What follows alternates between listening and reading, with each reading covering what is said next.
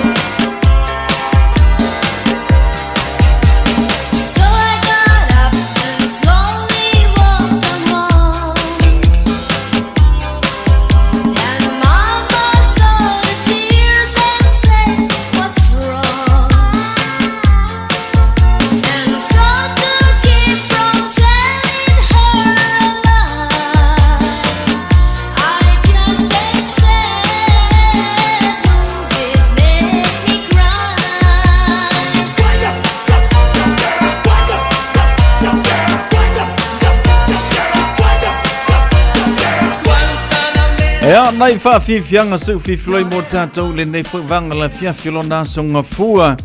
Penando tātou au lia mai le lofa malanga le leo le tātou tapa au sili le langi. Te ina mai lo tu sui fua manuia le gata fo leo se matawola. Ya, wale toi whaawa wino tātou whiaunga luenga pe o na masan. Yai, ya la matanga le nei vai aso. Furumarivo au kuso lua o lua whawa tātou au lia mai. Ile lofa malanga le leo le tātou tamai le langi. Ya, ilana pule whaaso soa le ngata fo lea. Olona lofa mai pe ya te tātou. Ma foi na tātou tue au lia mai le ne aso le fia male manuia. Aso nga fua e whaapopo, ia so le tātou o langa o tātou o la masoi fua i le nei lalo langi. Vi ia ila le atua ilo na lofa marona anga le lei. E ma lei fua mai whanunga le lei o le tai au. Maua lo malosi, maua le ola. Ia wha solo ma wha awawa i pia wha ngaruenga. Ia pe o na iei tātou. Le ngati e tātou mātua, ia ma le au whai ngaruenga, tupulanga talavau. Whapena fwoni e tātou whanau, pe o na iei au onga. Ia i le nei fui amatango le vaiaso. Iui na lolo wale tūlanga le tau mō tātou le nei vaiaso. Ia i le timu panasi mai o le timu. Ia le ngata fui lole mālosi o le savili. Ia matulanga whapena ele mawhai a o na tu ua ia tātou tiute. Mangaluenga e tatau o na tātou a ngai ai. Ia ono le tau singo se wa inga mese. Ia o fufuanga pe o na masani ai. O whalofa mwhatano whale tātou porkalame le nei a fiafi. Ele whaafonga mai le tātou. Tinu mānoro sui fumanuia mālo le lausu. I whea mangaluenga pe o na masani ai. Ia. Amatanga neva yaso. Au tātou wanga tu fwoi ma tātou talitalia. Ia le whailonga ino le asu sao le au kaupoe. Ia. Ia pe o nei ai. Alo te sau ni iau whaitau atu iau i melia i alo i ele tātou porkalame mo le asu sao le au kaupoe. Ia lono winga e isi teimi ia o muli mai. Tātou se e atu i ai e whaasila silanga lina. Ia mo le whaafonga le tina ma le whanau. Ia ili tātou porkalame le nā mo le asu sao nai tama. Ia te tonu foi na lava ta pena. Ia tātou uma lava foi. Ia amisi lava foi li tina ua makua i mausa li le alofa i siana mana mea. Ia malona tama, siona tama. Ia o le whanau, e anga i o tau le tau tama, au tina, e anga i tina i siona tama, awe. E se whai whaingo i ako ngā mea. E sa o le nganga kamakia. E se a i ako ngā mea. Ui lea, manor ngā nunue, manor wha manor si, wha mga luenga pe ona iei tātou. O ke leo uloa po ai o le mata ofisa le na ngaluengi. O ke saungi ko kongo le kako ofisa. Mako mōli, mako computer, mako masingi. Ia mako kemo ia fe pulafi mai akia. A wule men kaka. Mai, onga delo po kimu male savili. O sa bui fa piaka ikau sa so sale so ka sa wule mangisi. Ia ka ikala le fa pepe ngei aku. Ile ngei afia lo so nga fu. Oi le ia fa tail tatu of ngwenga tatu ofisa nei. Ia mo le tau tuino le tatu tinu ela if amunga luenga pe ona masani manatu nawa ilunga le awala. Ia tatonu foi na le pisi masani o le awala a mai se lava so timunga. Ia lo winga tibu loa ia se aso maninoa o makoi poloka lunga le motorway so se manga ala e te wia poloka ai paule me e mautinoa lau saunga le mufa mo le pe ona ye tatou ile nei a fiafi ia matulanga pe ona ye. Ia feo inga ta vale a mise le mana wanga ruenga. Ia mise fo niso le tātou tinu wanga ai e fea mga ruenga pe ona masani ai. Ia a whapea fo i o naua sauni atu fo i ia e whaise kuko le a fiafi. Ia mana tua fo i lau tātou o deni usila le tātou i pe ngā fo i apse tāli Amerika. E le popore kākau le mea ai pera le mea ai. E kukusa le mea ai la songa fua ma le mea ai le asusa. E fo le stanga te pisi ngā ruenga ngā saua i le asusa. Whaile tous. Uma. Ele kai whapea kako aso lai sa moa are aia se sais tua se ainga e makua whaale kongo le susa tātou i nei ia tūlanga nei ai ua pasoro a koa le lalolangi ma ua le manongi e sau tau sami si mea ai e te manao i se i vanga na ua e manolo le le whale ia mta a pule le o i sau kuka e whai asonga fua lale nei manatu o nai te le tō enga mai le asona nafi ia nei tātou sia le nai whaonga whale lei.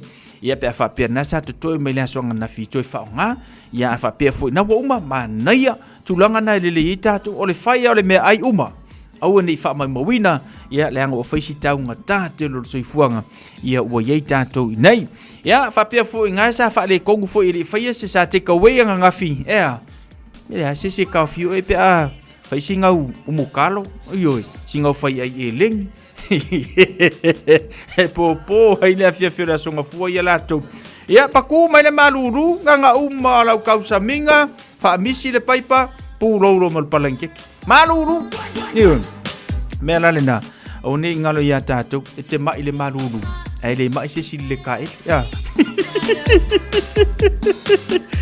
ia we ya amatago neva yaso banatu nasa pisi tatou fa ngol yaso i fufuanga fanga solo ya mo foli ne ya manua tatou te vai ilunga le tatou radio sabos foli baby tau ramo ya matatu musika pe ona ele ne fu vanga le fiafi ya male tatou al radio sabos foli baby tau ramo tatou musika mo mana vanga luenga pe mai ane fa dinga fa pisi ni sine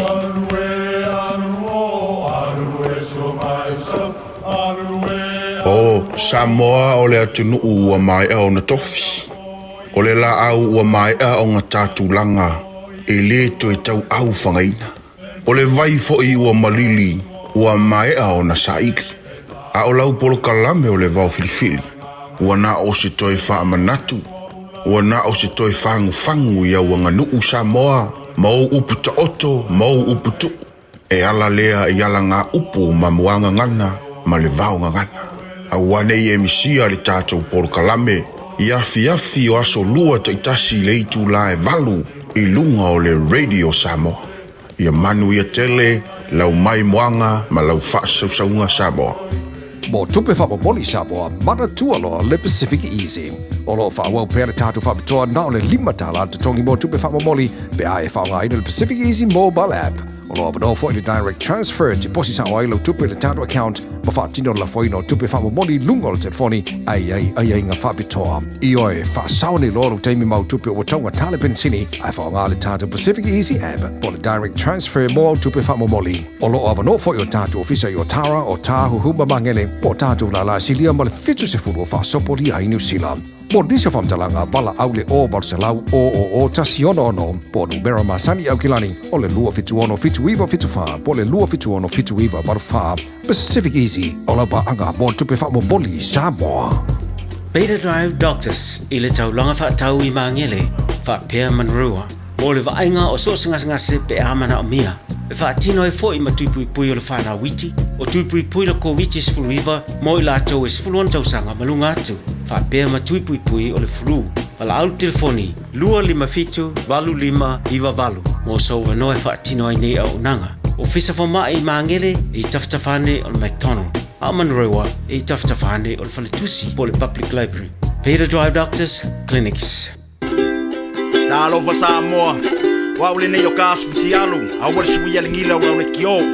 A eva mai ina se furu 5 iwa kolu, a mo, Radio Samoa, vevela a. Leo tula male tātou temi le wanti le nei whewanga la fiafi luas furma le fitu minute le tuto na tā leo le itu la fitu, tāne tu la fitu le tua winatu tātou tala mai Samoa. Ya, pefa pe na bisi mai te ole valu le tai au mas furma le dua le woli. Ya, ale temi mun mo ope atali tu la fitu. Pa talo fa le tātou por kalame ne tātou pa anga sina leo le mafuta mai. Sao pista, so furma nuia sao pista. Maluina la vinter sande rivielu. Fatano fatu lava malfano alo fatai leva mai kisa so le fai malvaenga Amelia Mikaele.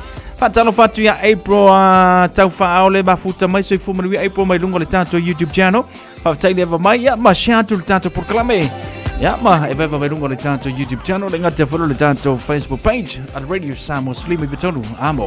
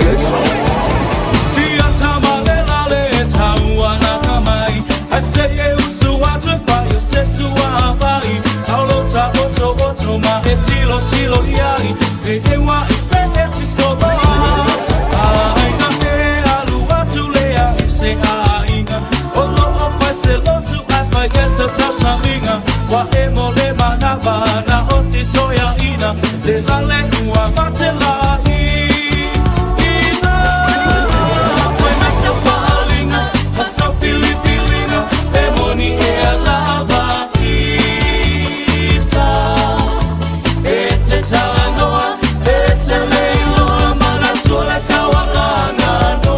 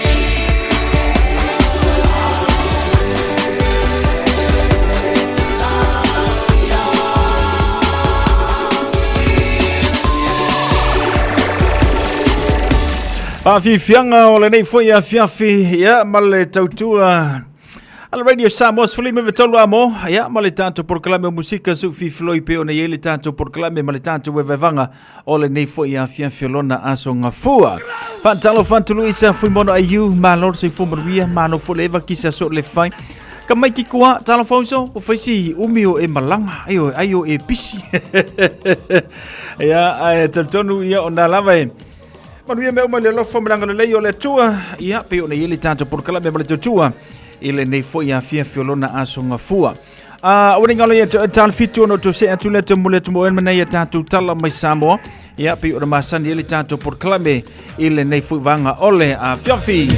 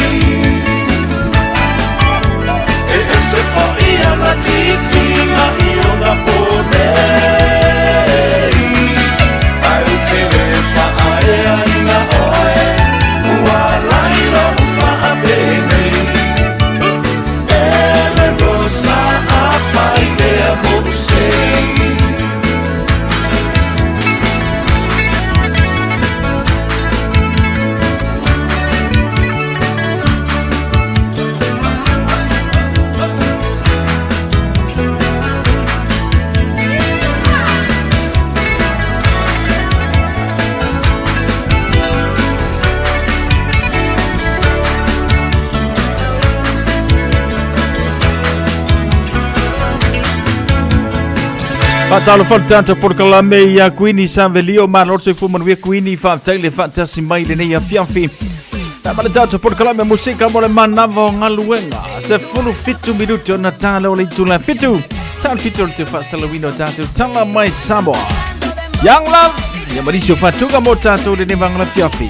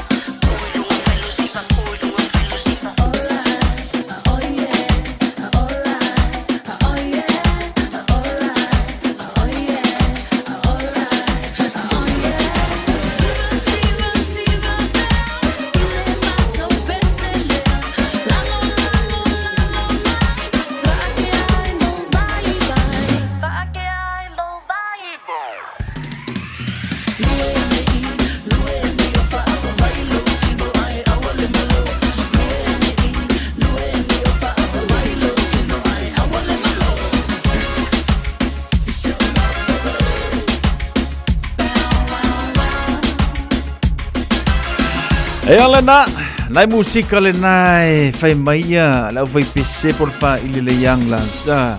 Ya le uso ya ang lava male vai. Fai sina lue, fai sina fa malustino. Yo, ya matato fa fifianga pe ona ele ne vang la fiafi male te radio Samoa. Ya ma musika le na mai la kamo pati le ngata foi le ang lava le uso ya seto lo kamo comment. Ya manisha la failo le maua sua folani fiafi male tato musika. Ya male radio Samoa fully me tolo amoy na wato se fulu fa minuto le totona talo le ole tu la fitu. Musika mo manava malwenga, musika mo la kuko la fiafi. Ya musika foi po le ase vaengo e mingoia i sau ngaruenga. Ko fe nga me o ngaruenga le timbo le fa le kongure ka. Yo. Ka konga le lawano ama le tamau le langi. Me nga fa yeta to le fiafi le ndanga le fa le kongure ka. Ko talo minuto na talo le fitu. Angi mai se pata. Patalo fatu ja uso ya mau na lana vai tole moso committee. Patalo fatu uso ula lia le ala manua malo se fumaruia le nei fiafi.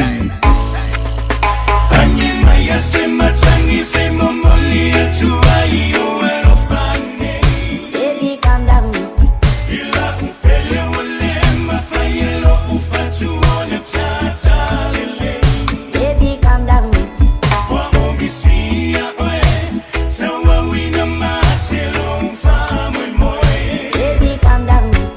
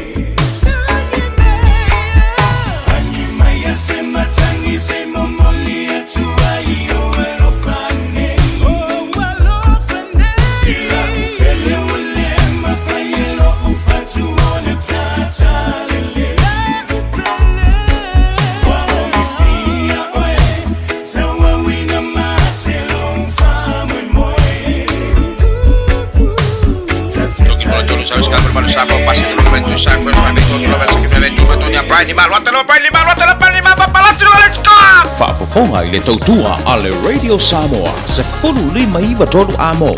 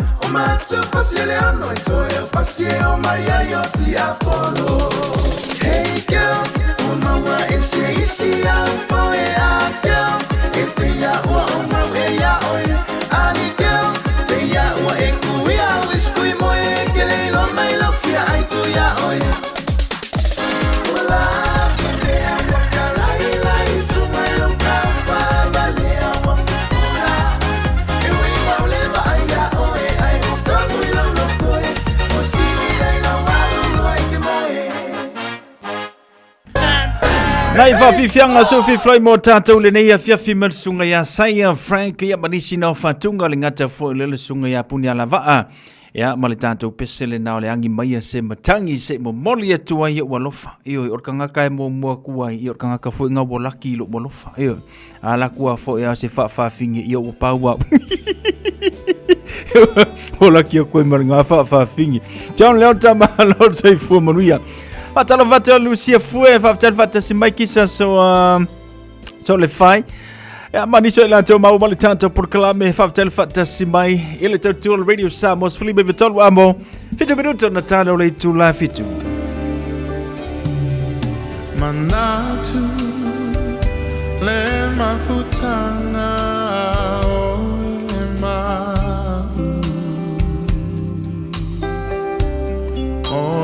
Mana tua maita o tu mawita ilo fatu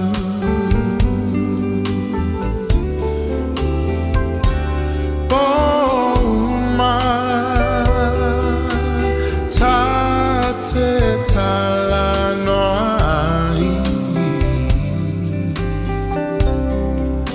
Mamo sao se haso Sao se aso tatoi fiava ai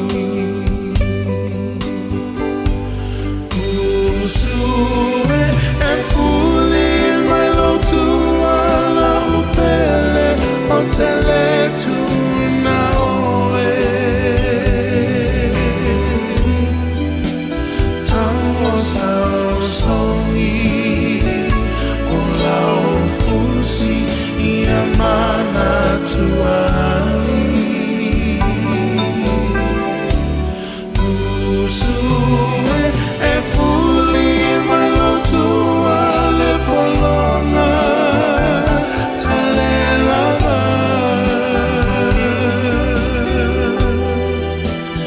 Afai olea La upele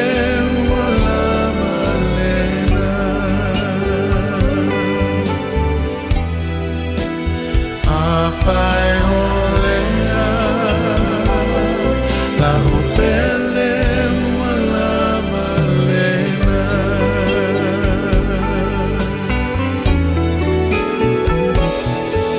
le fa no a foli mai oh Yahweh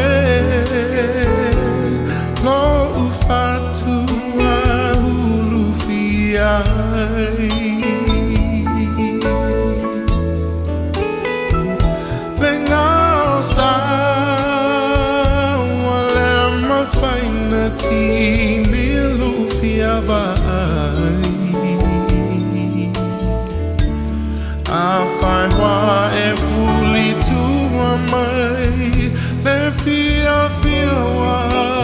in a vibe Usue e fuli mai lo tua la opele o tele tu na oe Tau o sao songi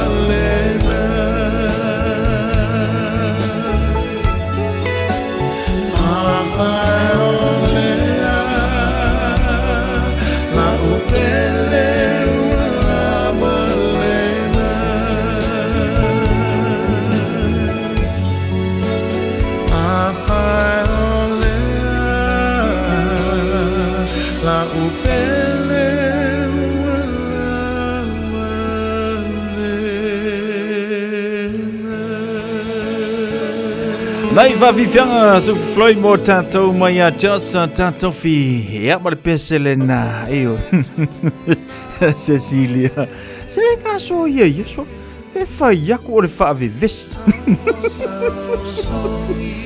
Isa so le fai ya la ganta foi le Luisa foi mono ayu David Tapuso sai fu manuia David fa tai leva mai le tatou por clube ya John Leota sai fu manuia John fa tai fatasi mai Lucia foi Ya, mari tu telo ni so tatu pa anga pe de yelung ole tatu por club mari tu tua. Al radio Samoa se fuli mai vatolu amo ile ne ya fia fifa vela la wipu koko. Ia vai la koko Samoa e fa vela. O foro aso maru fa penei. Ya ngai de ko pa yo sua fa yo sua masi. Ia o koko esi pe ayenya wesi. Ya kamanga o koko alaisa. Ioi, langa le malulu. Kamanga makamaka la TV. Ia pesa ve ula telefoni ia rifo faising au ya ale manga yo la vele fitawi ma malulu tina nga wan fa talo fatu ma no se fo mon wia fa boy mo sa tene le fai ungol neva yesu al mero que vai ku ai la aula aqui ora mo kwa ma ka utia so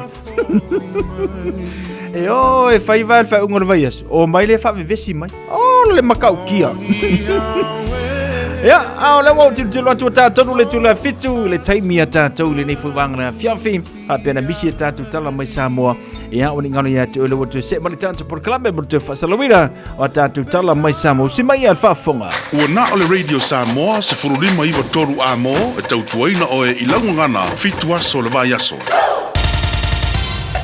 Usi mai alau whaafafonga. Telefon mai Samoa ya sa taitasi. Ua au mai amo oe ona o le langolango mai a le talofa voucher. O te whatalofa ero tātou utunu, tātou whero i fo i le amatanga o le nei vai o sa fou. Ia wā fo i le tautua whai pēr.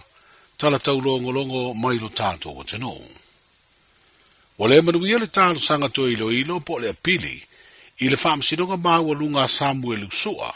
Leolo ilo fo ilo na suafa o fau ena to ese. E peona sa to e fina uai e te tala i tua i ni aia inga. E whaatani ailo na whaamsidonga o whaatulanga e wala au mōri mau. I le masina o mea o le tausanga fau lua o lua lima. O le whaaiunga o le vai aso na whaailoa mai e le whaaiunga le fionga le whaamsino sinia. O le whaamsidonga mau o lunga le tenu. Le ana ilo ina le talo sanga apidi a Samuelu. Na toe lu iai le whaaiunga le whaamsidonga whaaitu malo. Na te enai le tatala i tua o Samuelu malona to olua si vai. Peitai na talia le whaamsidonga maua lunga i seisi whaai unga le tatala i tua lona to olua. Ai whaaua u peona nofu tau fia Samuelu. I le teimi reo lo o whaatulanga le vala uina o mori mau o le whaamsidonga i le masina le neo o kuso. O le toelu ina o le whaai unga le whaamsidonga whaai tu malo. I le tolo atu le i le tausanga fōua suenga o no loia mai fafo mo Samuelu mai se to wha o lo molia whaatasi.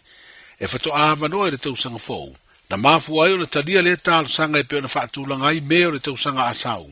E whato a sue ai tua ingo Samuelu mai se to whae au fiailo na to olua o sivain. O le whaipule o le pāle mene le fionga whipule a i whaimata sua. O li o whaatau malama au awa, Malise Marie Schmidt. Il fai unga le whaamsino sini o le whaamsinonga mawalunga le fionga vui Clarence Nelson. Wa te ena ai le tala i tua Samuelu o na iai le whaai te tenga. I le leo o atu lea i le whaamsinonga i le teime vala wai mori mau. Wa talia fo i le whaai unga le fina unga leo i le onu whaalave o leo o moria i alato mori mau pe ata tala i tua. O whaamau nia le whaamsinonga i le ilo ina o le talo sanga apili. Mo le tala le itua o leo o molia, e le ainia a fianga tau soifua malolo ina o Samuelu. Taluai leo no la matia o le puipuinga, o leo o molia, a o nofo tau fiai le va inga leo. O leo o whāturu ina le whaamsinonga le pulenga le whalipuipui, ina ia vavai ese Samuelu, aua ne i mafuta whaatasi maisi, o lo no nofo tau fiai le whalipuipui tanu, malala. E iwa masina u whaaua wai o na tau fia o ia se i aulia le masina o mea le tausanga fōu, le ai whato awano ailo ia mai fafo, o le au fina wina morianga o Samuelu, mai se to wha. E na o le ono ngase o le fiva po na iwi po le tanki fiva, na wha mawina le vai aso na te neia le au nanga le soifua maloloina, ma ua wha i titi aile nu melo tangante le tunu na fia i lea wha mai, ma ua wha i loa lau tele ai neia le mtanga aluenga le soifua maloloina, le whaamuta po le mai ai o le pipisi o lea wha mai lo tātu utunu, le ana amata mai a o ke topo le tausanga o mawae. O wha maumaunga tanu mai lea taimi na pipisi ai le fiva po na aivi, e wha se lau iwa sfuruono tangata na wha maonia le maua ia unga le ngase. Ai le ai se soifua na mau mawai. Wa ave ait wha afitai le mtanga aluenga le langolango o le tātu utunu, i le tausisia o lapta inga ma puipuinga, i le wha mamai o no fuanga le nofo ma tautu ufuai in setio le namu, wha pele viso swani na whanai no fuanga, sa pito maua lunga i le numela o tangata na fia i le fiva pona iwi. O se vai aso tā ua le nei le kalena le puleanga wha aki epikopoa sa moa pia o le kalesia katoliko le tātu utunu. Ona o lo tapena ma sauni uni ai le sauninga o le wha uina o le wha urulunga o le puleanga, o le tofinga aki epikopoa, o le fionga patele mo sese vito lio tui. O whai lola utele i au wala o wha asaralaunga le kalesia lea por kalame, o le a amata i le asoludu le baaso nei, i le sauninga o le folofolanga ma le tautinonga le aki epikopoa filfiria, ma le a whaia lea i le malu katoliko, o sangato Mikaele le au waa i le fitu le taiao. O le aso le valeo le a sea ne ai sauninga uma, i le no fuanga le tō whama mau i le au waa, o le a whaatino ai le sauninga o le taliina leo me alofa, ma le awa whaatupu le a whaia le whai le fiafi. O le aso tofi luas fururua o kuso, o le sauninga o le misasa o le wha unga, e whaia le malai o sangata telesia le tō whama mau, so ai ma wha aloalonga ma le tau ma whatanga. O le aso whareile, o le sauninga leo le urua i misasa pa ia, o le a whaatino le fionga le aki epikopo filifiria, le fionga mo sese vito lui tui, ma o le malai lava o sangata telesia, i le tō whama mau, o le a whaia i lea sauninga tāua le kalesia. O ieli teletonunga i tō tere le mamalu o le puleanga sa moa pia, ai maise ia ainga ma uo whaasino le aki epikopo filifiria o le a awa i ia sauninga, ia whapea fo isui o le tātou malo, ai maise malo vala ulia. O leo wa yeisi swinga i le aia inga o malanga e uru fale aitanga tanu o Samoa i te tonu o le territory, whapea fo ono uru fale mai i Samoa tu tōtasi, tanga tanu o tutuila mamanua, e unoa ma se pemita, lea sa fitu aso ai wasi tia nei i le se furu aso. O whailoi se li poti le vanga whaasara lau o le tala nei, o le swinga le nei na amata wha mamaru lea sunga fua le vai aso uma vai lea so se furu lua o kuso. O whailoi le loia siri le whainga malo o tutuila mamanua i lea li poti, o le mai o nei loi ina o le aia inga tau malanga i le vao Samoa e lua, e peona sa amata wha mamaru ia o ke topo le tau sanga uma vai, na ilo ai lea o ngā tele o lea whainga fau i tanga tanu o Amerika Samoa, e fia uru fale i Samoa tutotasi.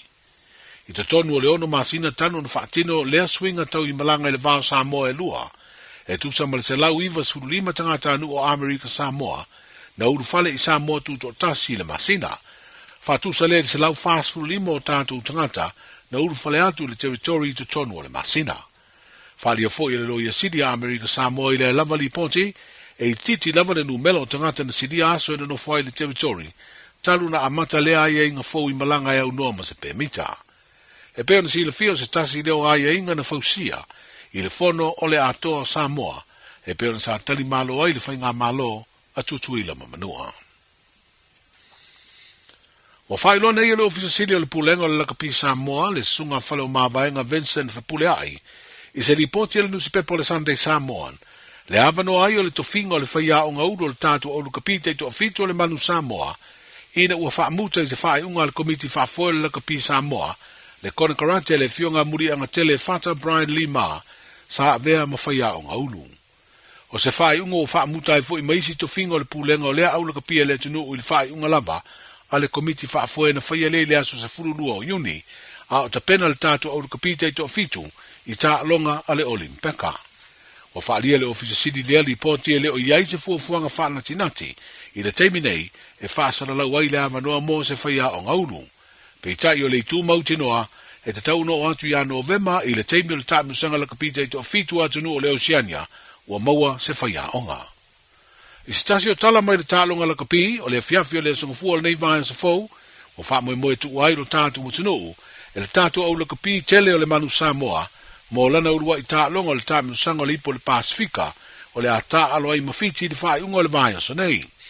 O le mai o le tālonga, o na toe taliu mai lea I whanua e sauni uni ai, mo le tā longa ma le au a le I kale tahi tonga, pa o le a whaia lea tā longa I lo tātu tino.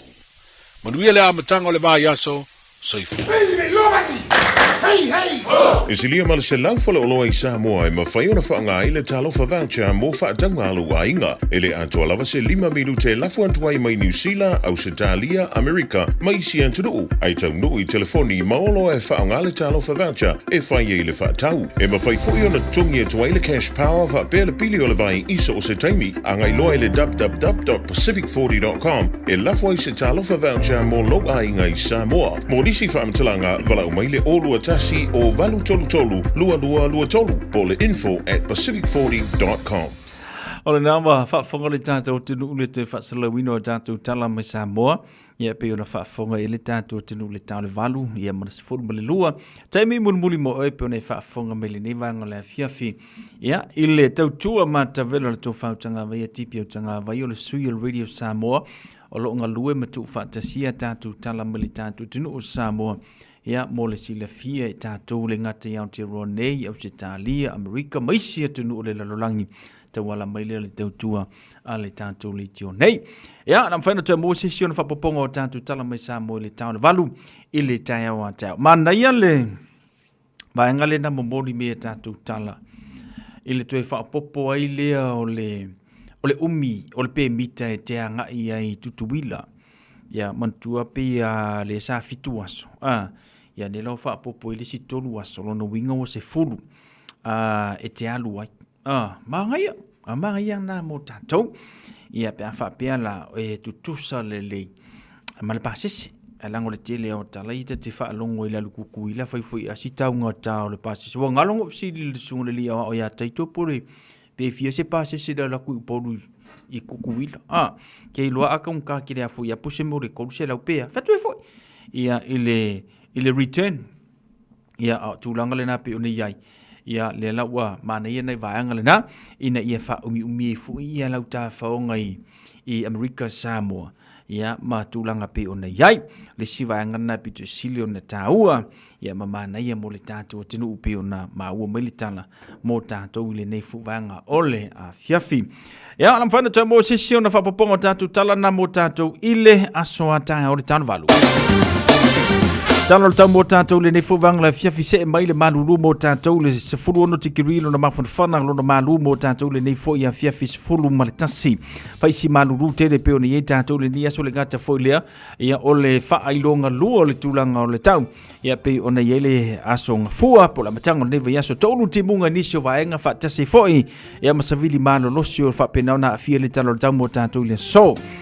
Aso atai au wha amawina se fururua te kiriro na mawhanwhana Ivalo na malu mō tātou. La tūlanga fwina la ia tano le tau la te uru wa masolo de timunga mō tātou le aso lua whaatase maripua o niso teimi. Ia masavido la whapenana a fia le tano le tau mō tātou le aso atai au. Aso lulu se furu fitu tikiriro na mawhanwhana Iva fwilo na malu. Ia la langi le leini sio vaenga pitai la matele fo ia ina malu si savili niso teimi whaatase marito whaatau o le a whapenao na fia le tano le tau mō tātou ile a solulu. Sa ni sa whainga malanga mo le tātou tunu o Samoa. Ia, Samoa lai mātango fia le tūlanga le tau mō Samoa. Luas furumariva tikiri no na vevela, luas furumarifitu lo na mau lalo. Ia pe whapena sa ni sa whainga malanga mo Samoa. Ia, ile nei fui vai aso, ia por me aso fau. Ia, marisi lava fui o fufuanga ma whare ainga. Ia pe ona e anga ia tuile whamai. La e mātango fia le talo le tau mō le tātou tunu o Samoa. Le fui mo mai reporti mō tātou. Ile wha ile le tanki fiva whamai lau o tāo fia. Kere iloa iei so marama ma so sila fia pe mwhai se sinka o fia wha mai. Ia, ai la pe a fua le wha matalanga le ma resort lea. Ile leo to iei niso ila antou o toi maua. Ai, e a fia tātou iniso teimi. Ile ngase lea o le tanki fiva ma fua mai.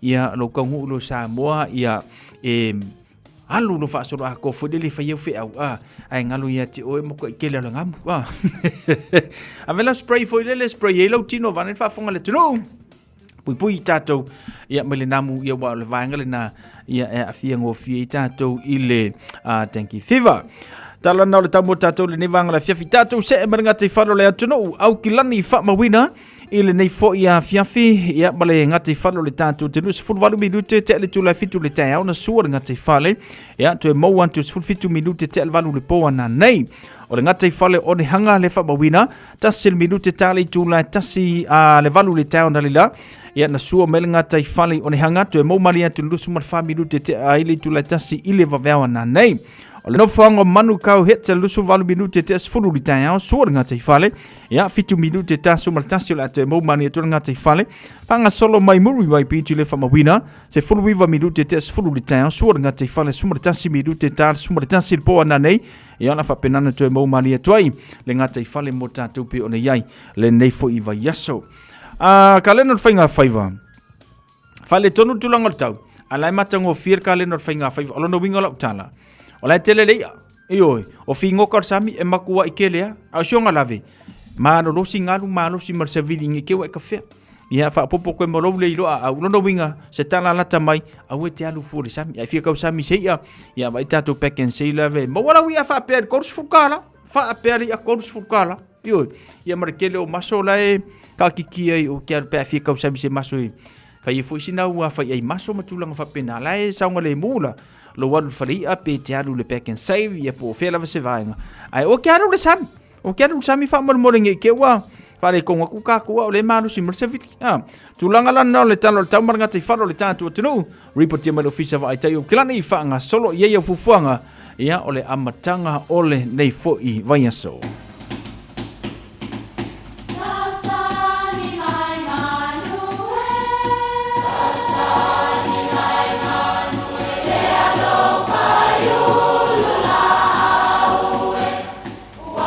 E o fanga manu i ululu o la au, awa e fafanga i funga o la au. A o le tangata e fafanga i upu matala.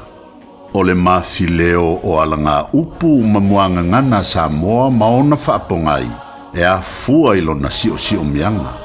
O lona lea sao i le whaatufunganga o le iloa whaale aso mai le tautua se ia o ina pule. O alanga upu mamuanga ngana ua lantou mamanuina le tō whamanino a Samoa mana tua fo'i e tāo fitaumuli le atunu. E longo le tutuli i le tātā, e longo fo'i le fua i le pao. E longo le tutuli i le tātā, e mafua mai le tangata tutuli. E whapea le tala, e pōpō pe tātalo na lima, po lona tino, o na fto a tepa mai lea ma whaali mai se mea e mana o ai. O lona lua o foi tau, ua longo fo i le fua i le pao. E mafua mai le fua vaa faiva o Samoa, e pe o vaalo, ma vaa o mata faitasi ale nu. A mana o le tautai o lo taita ia le fua e fia vala au i fua vaa, o na faa pao leo le tino o lona vaa. E faima leo le tautai e vala au tuai i le au faiva. Ia ona mawai leo ale alanga upu tu fatasi. E longo le tutuli i le tata, e longo fo i le fua i le pao. O le tu fatasi ngalale nei, o nei alanga upu. O te taliu Samoa, ai o popoe, awae ta fao talingo tu funga uti. Ua longo fo i le tuli i le tata, ua longo fo i le fua i le pao. Awa e fai vai o tala. E fai tala fo i le matangi. Ia manuia lau whaasau.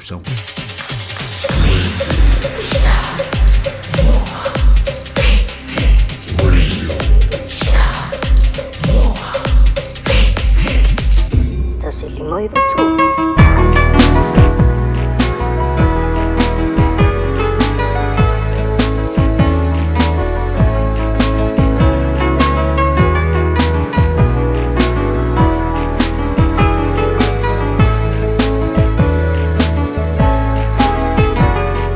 La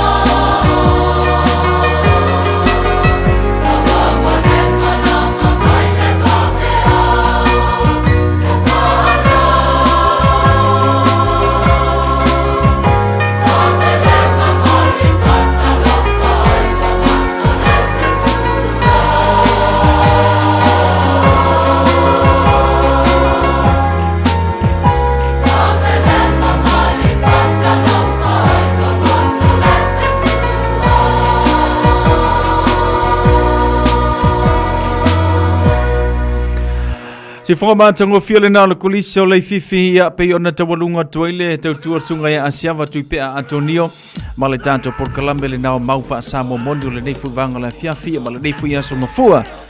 Ia walava le whafonga mai o le tātou atinu pe o le masani. Sesio le whapapoka le aso a tau le temi masani. Au tātou wanga tūlai le aso sao tama ma le whaidonga ina le aso sao tama. E le tātou sina pokalame foi mo nai tina ia ma nai whanau wala saunta ma mo tātou a le la au kikiloko i la musingi le au so mai wha penei la tina ma le whanau o le asau tāpenanga mo le aso saunta ma whai maila pua mai se video rau tama a o wha matala sana tala mali e po se poka i le tauwanga o le aso saunta ma ua wha ingoina o le dance jokes ia po dance jokes karamali e ia wana i o watu male 2 minute le umi o na tuu lea i lunga o le upenga ta whailangi le Radio Samoa nda o go.nz o le video e tele ana reaction i lunga o Facebook o le amanu malo i se whailonga mātango whie ua umona ta pereina pu e loa le video a dea te malafo mai e wha ngata le lafo mai o videos i le aso tofi luas whamariwa au kuso i le iwa i le tai au. O na lau leo whailonga i le afars furumale lua il porkalame le fia mai show i le aso tofi lava le nā. Tātou talie whaatasi ma le aso whapitoa whaasino i tama, manuia le aso sao tama mai le pūlenga ma le au whengaluenga a le Radio Samoa. Wa maua maila le porkalame mo le sao tama.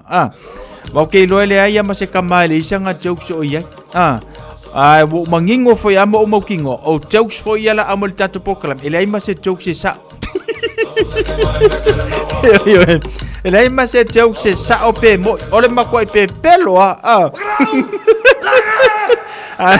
vai mai pu ela se video ta to tina man fana pu ela se video au fa matala le tau sa le tama ona la fo mai le tanto wan tu silena ole upenga te fai langa Radio Samoa ta ko da set ia awani over tu male 2 minuti le umio de video ia fa mai la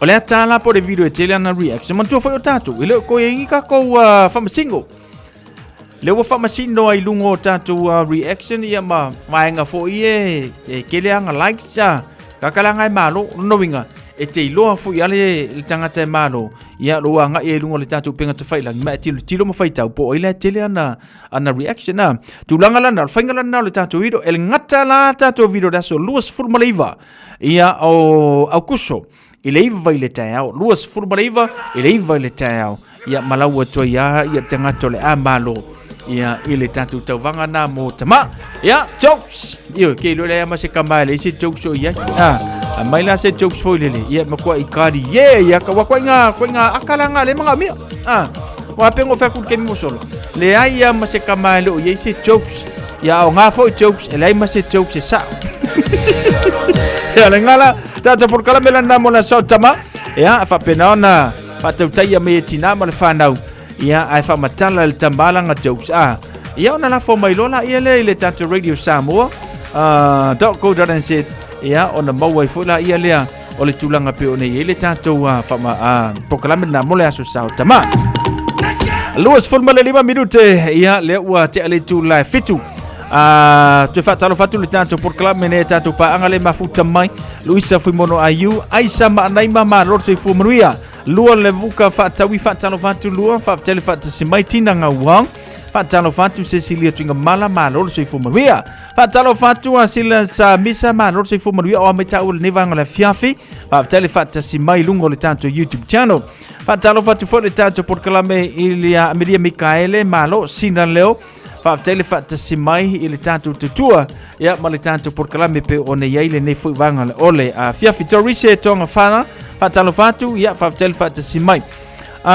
lengata fo ile ya ole to uma na va pe on mau male tanto por kalame ile ne fo ya fia fi male tutua ale Radio Samoa se fudulima Eva tolu amo oni ole to afari tula Eva fa budia ngona sfana mona soifua ya pe amai ala upesele ole a tatu mo ia fa solo foi o mafa fongo le ne foi vanga la fiafi ia male tanto por kalame pe ona yele tautua Radio Samoa flime vitolu amo family ngana sfana mana soifua pe mai fa fianga le mai ya mauto tasimal mana mea ia lena Nicola Ulu malo se fumaruia fa tele fa tasimbai. Tato por kalame aso vale Josefine tutea malo se fumaruia Utita mo sili. Alo vati Utita fa tele fa tasimbai.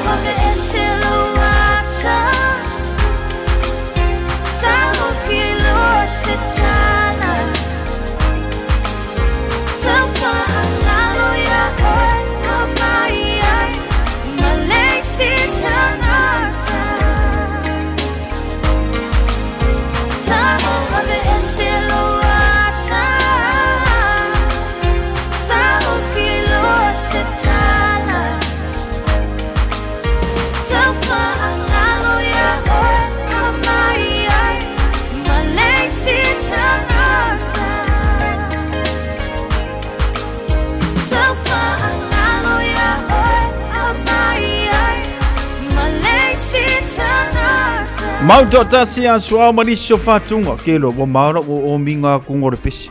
Ngai lo ke le ka ngar pisile. Isa yo kona pisile. Mai sa o tu eselo wata. Ia sana na fa solo ato i lano moenga. Ina ua latu leisi tangata. Oi ka fiolai. Ka ko woro ia ka ko sofanga uma fa manganga lo pefte. Ya va pe ole solo wa sofana. Tolu fit tu taslime tolu le tato leina utala tu mo. Ya pe va pe ole solo wa sofana. Lungo le tato penga te failangi. Ya ole YouTube channel le ngata fo le ole tato wa Facebook page. Ya ma le tato email le on air at radiosamoa.co.nz. Mau le ele fa murianga na sfana muna soi foi le so aso fingi. Aso sfruiva. Sfruiva le so pe va pe ole solo wa sofana. Ia na vala au maile ia tau. Ile tato leina le nau mtala tumo tolu fitu taslima i tolu. Ia ese o sa ili foi lungo le tato au penga ta fai langi po le tato i meri pe isi tato fa mulianga ile nei foi ia fiafi. Let's celebrate. There's a party going on right here. A celebration to last throughout the years. So bring your good times. We gon' celebrate your party with you. Come on now. Celebration. Let's all celebrate and have a good time. Celebration. We gon' celebrate and have a good time. It's time. Leo tula male tanto temila wati luas full fit 2 minute le tuto na talo leo le tula valu. Lungola u penga te failangi pola u emaili eselo fie le nge emaili u te vai atwele ai masa u emaili o yahi iyo.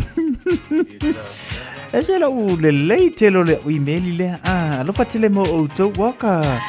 Ya lana na ya tanto wa sofana u maso soifua nei foi wanga la fiafi tolu fitu tasilima iva tolu talofa. Kalofa. Soifua manuia toina. Ya, ama lo so. Ya le sekki ala kama. Ameka wo vai. Kama la vela ngavale ke bakpogia. Kusa por sabili fare kongwa. Ke bakpogia. Ai la vela ke pasata ya. Oye, kula paga awo ke to bai ke wala ya. Ngara. Al menos como kia sa ro nga vale menga. Al menos we pe ko iga le alu di bai pe push. Ai pa ora me ke mga kalo sia ia la veange au kalingo isa ako ro nga vale vai. Oba nga kudi ka ba to le mo. Ka ba ke sa to. Mo kwa sawa kam. Sawa kam. No por ahí hay fabe ahí. Kaukala ile puxu aí kaukala. Anjol. O fio fa ko ya sei bango e puxe be malo se do ka le balbala. Ya faftai vai. Faf kai ali o show. Ya lo fatu mo Manuel la fiafi. O le fa buga ya. O la so fa ga o sko iga vai. Mui. Tol. O ge a ko e lo ga balu surba lu la suriba ge o kuso. Ola soga iga po daisko iga lalaki. No ulo ai le lalaki le koke ai o kwale aga le era koke ai. Ai kiri kai vai. Ya al bela le wo ya le wo balu suru ru ka usaka. Al balu sile ai. Makaukia. Kwa makaukia. Ya al ole so o luga la ulo. Kwa kubu ibe alofa. Ola sole ole ke kusibo boago kala kuarka ke kusiba ya bedika ya ke kala. Iya. Ya bale ke kusiga la fo bai Alaska di bosela. Awangi ka kala lo foi ko ala uria pa kuikuya. Kwa loka bawa pa Loka. Kala kwa ba se saula ke wo boga ye kupega ya koeba. Almatu vai. Wow, ria wa to fia fa kai de ku ke ke ya. Leo que look forward to akolo wiva spuru ka usaka prana. Eke auria. Que auria, o que lo que da bo ban fali ka tawle agelu ba ka. Mangaya. O que auria lo wiva spuru. E akabu fai e kuri ba ya yo boa. O que pore. O que mo wanga ka usanga, ase upula woria. E umar ka di mas food. O fai la kusi o ke nei no le le ko ubi ka para ko pe. Ala matu vai. Au tēne mana mai. Manuia no soifua. Ia, talafa. Talofa. Soifua manuia sa no mai. A whafkai mure ngo sau. Ale whamunianga lea swanga wa ko inga. Alo lo papa lea mawai mika. Whamunia tere le tua de ne tau sanga. Whafkai o si whapopo si kokolu. Nei atu la. Whafkai mure ngo sau. Ia manguia fōria fiat. Alofa atu mo siu tama. Manuia fo ilo naso whanau. Po ilo naso soifua. Whaftel wala mai. Whafkai. Ia, soifua ia. O sole. Ia le na fifio. Sungur whawhianga ika. Ia manuia lo aso whanau pasta.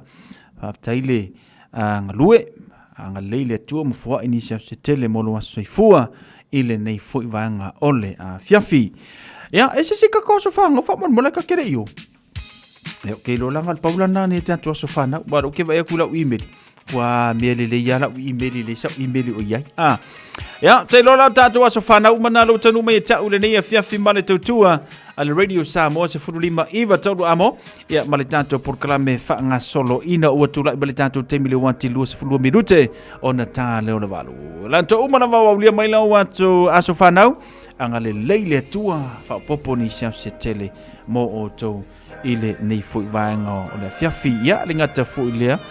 Pasta mua vai mika manuia lo aso whanau lo aso soifua pasta leile tua fo ia tundi siau se tele mo oele ngata fo ilea ia ole tamaya vai mai la tau mana wa waulia mai le so to aso whanau ma aso soifua ia whamanuia le tua ma popo ni siau se tele mo o tau wa maftanga mainga manai whanau. Skip it!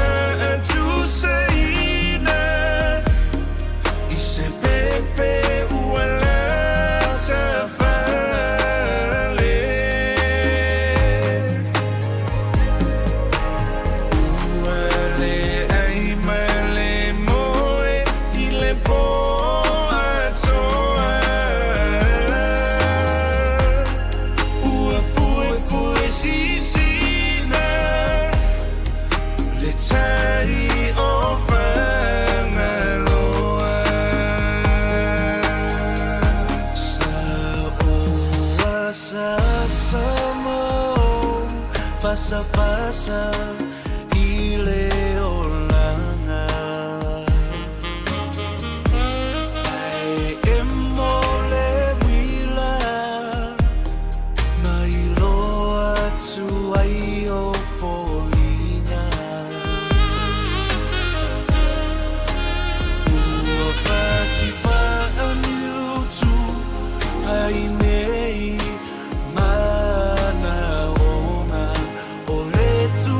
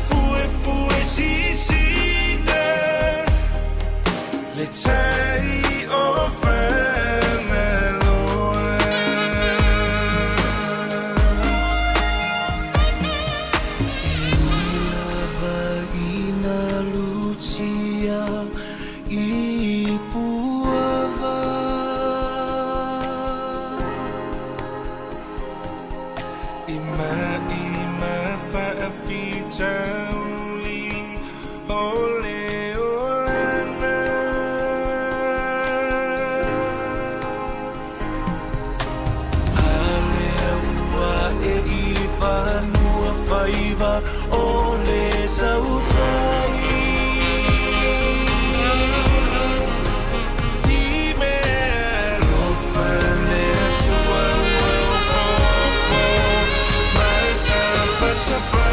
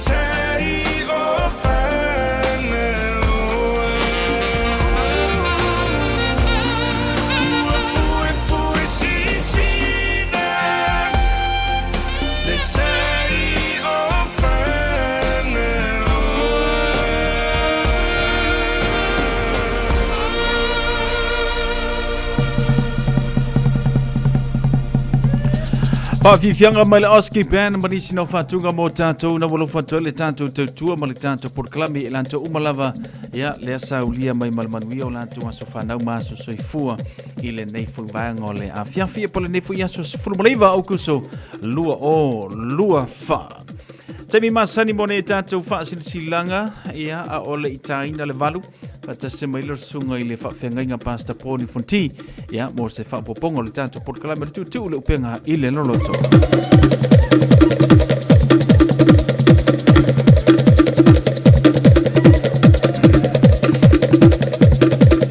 Tātou whaasilisilanga o le nei whawanga le whiawhi ma le tautua le Radio Samoa tema No Excuse. Tāno whalava Samoa manatua le tātou sumpa a le team No Excuse i aso tofi pei o na masani ai. Whaia le Omai Otara Music Arts Centre i le taulanga whaataua Otara i le awha leono i le awhiawhi.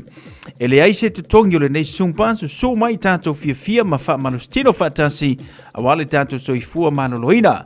E maua le tātou team No Excuse i le tuantusi numela ono pasela o Lenda Crescent i Otara. Ia matulanga peo nei ele tātou wha manustino mise lamba vai teimile nei o le malulu. Mo so wavanoa i o nei anga i le whaisinau wha manustino ia ua malulu masa vili le tulanga le tau mo tātou. Tusi o le vau filifili ma le tusi o le songa manatua. Fitus furu tāna le tau o le vau filifili. Fitus furu tāna le tau o le tātou tusi o le songa. Awane ingalo sa ulo mingo le tusi o le songa. Whaatasi ai ma le lolo mingo le vau filifili.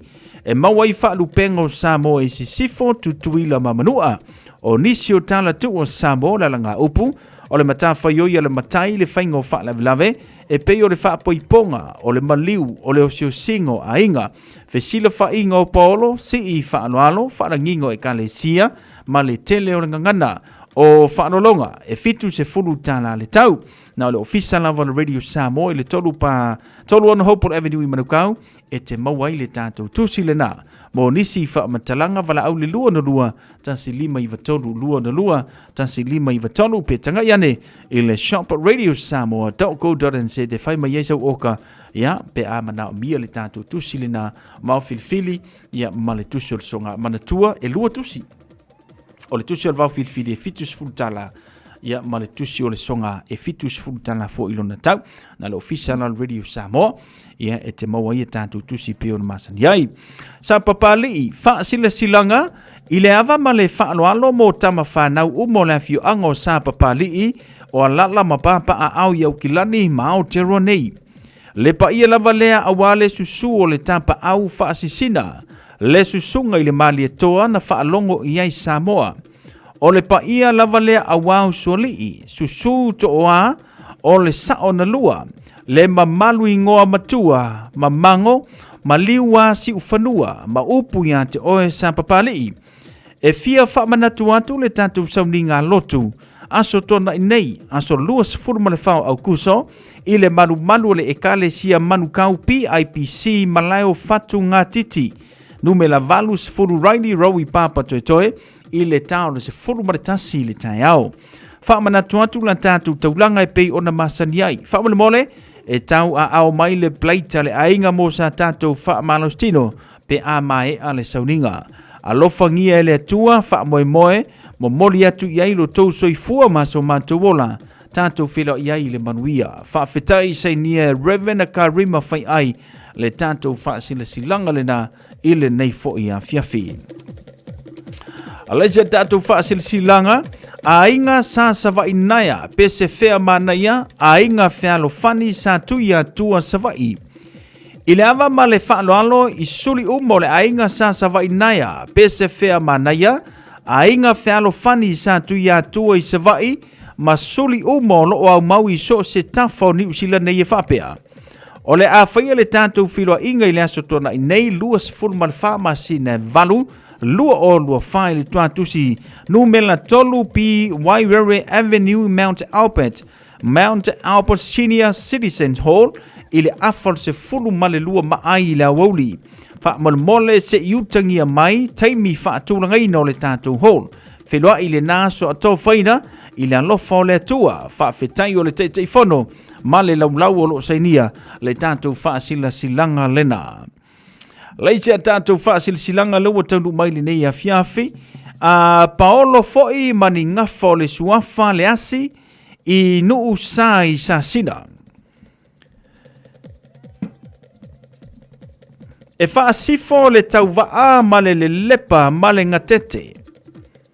Awa ua mata no nofo le whaasaunga sa moa i tu e fio Aotearoa. Tulou na lava. Ai whaasila sila whaano alo atu i suli ma whioi, o Paolo foi mani ngafo le suafa le asi nuu sai sa sina. Talo ai o nolo fia maua se tātou whiloa inga, a le afionga i le matua ia le asi vai nupo, ma le tātou a inga a o iai ni usila nei. O le ala lea ua talo atu ai le pa i o le tātou a inga, ina ia tātou au whanga poto poto le tuatusi. Lua Iva, Caprit Rowi Mangele, South Auckland, le tulai lua i la wauli po le afiafi, i le aso to na i lua sifuru ma le whao au kuso. Tali tonu, o le tātou maua se whiloa inga fia i le aso. Wha mole, mana tua mai sina taitai, a wā wha malostino mole na fiafi. Wha tanga atu fo i sina seleni, a wā se mea lofa mole malanga. Wha so tai mai le telefoni o le olua tasi, olua iva, lua tasi lua valu. Olua tasi, olua iva, lua tasi lua valu po le olua tasi, lua wha lima, wha ono no lua. Olua tasi, lua wha lima, wha ono no lua.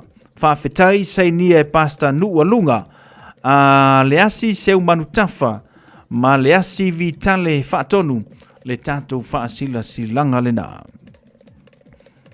Ia, nat paulana ne tātou whaasila silanga leu tanu mai e tau, ia, ma le tātou porkalame pe o ne yele tautua, a le Radio Samoa sfululima i vatolu a mo, a yeni si vanga te fia malamalama atiri ai, whaiona e wala au mai le tātou ofiso le lua no lua, ta silima i vatolu, lua no lua ta silima i vatolu, le a fo isau whaafonga mai le tamu whaiantu o le au nei, ia, bua tātou whaasilanga, tamu whailawa i se le lei e whapena, ia, ona, lau atuai e tātou whaasilanga, wa mea mongi ai.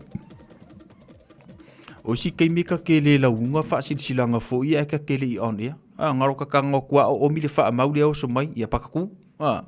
Ia ai la taimi fo ia sa ia tātou whaasilanga. Ia o sauai ia whaalupenga o nuu manai ia mai se suafo nei ai ngavaenga lana. Ia e ao na whaitete ai fo ia ia lenga lue. Ina ia whapena ona mātango fie, lau whaafonga mai, ia ile lau wino lau whaasilisanga. Ia peila o le mela le nā lea sā, a matu e se tua lalo le pūlenga ma le tātou au whengaluenga nei, ia tautua nā mai lātou e tusi, ia malafo ina mai e tātou whaasilisanga, ina ia whaapupuu, ia ma straight to the point, ia ona mātango fie i leo a tātou whaasilisanga, wa almea mongi a ia sau a kol whaasilisanga, sau a koe whaalupenga masua ia wo whaasapa sui whaasolo a koa koe kākou, ia ongo soi leo lo koko mawalunga ma ele fia ai. ia tūlanga la le nā pio na matu e se tua lalo ia le mana ia nei e tātou whasilsilanga ia au maile nei a fiafi ia ai mo le lumanai mo le whaafingofia ino le tātou ngaruenga ia whaingofia foi ia PAF sosoani mai nisi la vaenga te fia malamalama tili ai mala au maile tātou ofisa lua na lua ta silima iwa tolu lua na lua ta silima iwa tolu 24 hours a day 7 days a week Radio Samoa streaming live on www.radiosamoa.co.nz. O le Casa Beds and Appliances, o le tali o manaonga, i o loe whaatotonga ailo mauta, ini tau le lei, toi anangata, e mawai moenga ngā o si tutono New Zealand, wha apea se tino fōa le potumalo lo, laulau ai manafoa, TV, la au pese, usa aisa, masini tā lava, telefoni fe aveai, maisi. A fiu ane loa i le whawhituwha Great North Road o tau, po le tolo fituiva Great North Road i Henderson, le Casa Beds and Appliances, telefoni ovalu se lau, lua, 555, ovalu se lau, lua, 555. Avia maua sosa, Omega Ka, Ianga lowi ngoa, Omega Ka, Sabale tau mofie, Omega Ka, Fili mailo ile Omega Ka. Omega Cars, lua se lau Cavendish Drive i Manukau, po le telefoni o iwa lua fitu 5 tasi lua. Susu mai Manukau ne, Omega Ka, Umalole keisi le Omega Ka. E silia ma le se lau fale oloa i Samoa e mawhai ona whaanga i le talofa voucher mo whaatanga alu a inga. E le atua lava se 5 milu te lafu antuai mai New Zealand, Australia, Amerika, mai si anturu. Ai tau nui telefoni maolo e whaanga le talofa voucher e whai e le whaatau. E mawhai fui ona tungi e tuai le cash power wha le pili o le vai iso o se taimi. Angai loa i le www.pacific40.com e lafu ai se talofa voucher mo lo a inga i Samoa. Mo nisi whaamtalanga walau mai le olua tasi o valu tolu, lua tolu, po le info@pacific40.com. Tasilima iwa tolu amo. Radio Samoa.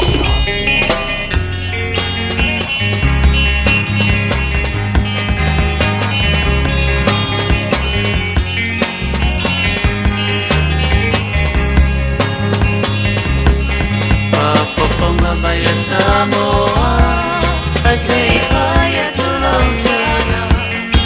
Taisi onu wasililo na manaya. Otia pang ole malai kono, oi tu e pang Samoa. Olo pese ai tamai tio na penina. Esi onu esile hale. Se fuori una winga e una pone Io qui a fare in amore Uola in fa bene E molino e fai le amore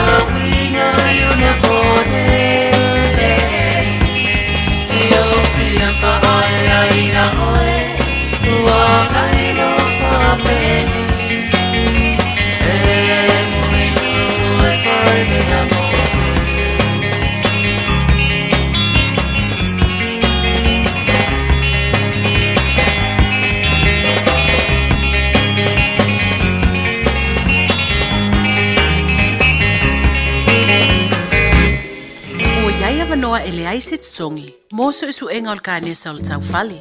Mo ila atou ua ono sifulu i le fitu faa tau sanga o le soifua. E ta ilua tau sanga malafo atu i lau pusa meli le pusa. Olo o iai vaenga e whaatino ai le nei siaki. E whaingo fie le siaki. Ma e te whai ala vai oe i lo mauta.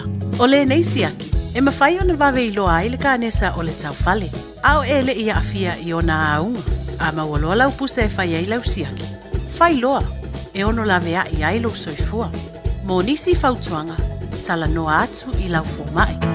O se tala fia le nei Samoa, wei nei se tautua ma se unanga family noto mai le kampani o le City Car tua tu si tasi dua lua Lincoln Road Henderson te maua iai le tele o tawa la poa band e o foi tatu tawa le laiti tania foi la tau whaale tonu tongi e talafo mo le tatu cashback a man tatu lima se lausi aga i atu le lima fe tala fe so te mai ulungia Peter Pernanto le numera o lua tasi o wale walu fitu lua pe a manaumia se tawa le fau molo ainga i le tau malulu City Car .nz Talofa Samoa, o lea ua sauni le tui sa mau Manhattan e whaafia tama i do lato waso whaapitoa. Ta pena mai sona la e mo le matu a loa night, i le aso whaleile aso tolu se fulu au kuso, na o le fase fulu lima tala le tau. Ta tala le whaitoa ma le a whare lima le a fiafi, au mai tama e whaewa le tui sa mau Manhattan a loa night. A o whaafia le tui sa mau pen i le Manhattan Function Center i le iwa whaatasi ai Domino Road i Mount Rushmore. Monisi whamtalanga, pala au mai lis i le olu atasi o iwa tasi o fitu o valvalu. Olu atasi o iwa tasi o fitu o valu. 24 hours a day, 7 days a week. Radio Samoa streaming live on www.radiosamoa.co.nz. E ila waso whanau le ua misi atu ia te au mai a mawola kome taito.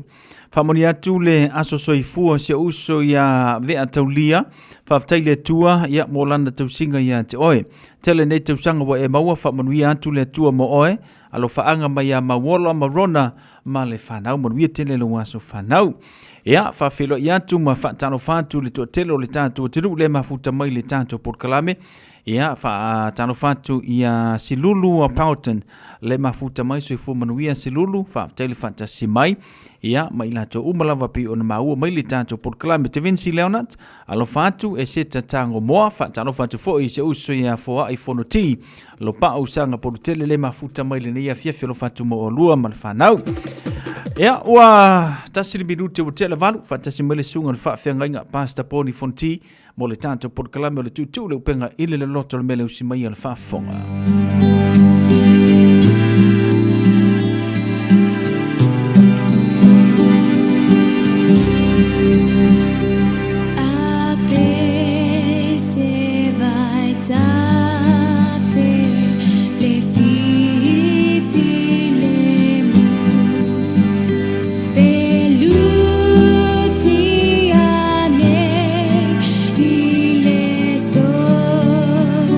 Ile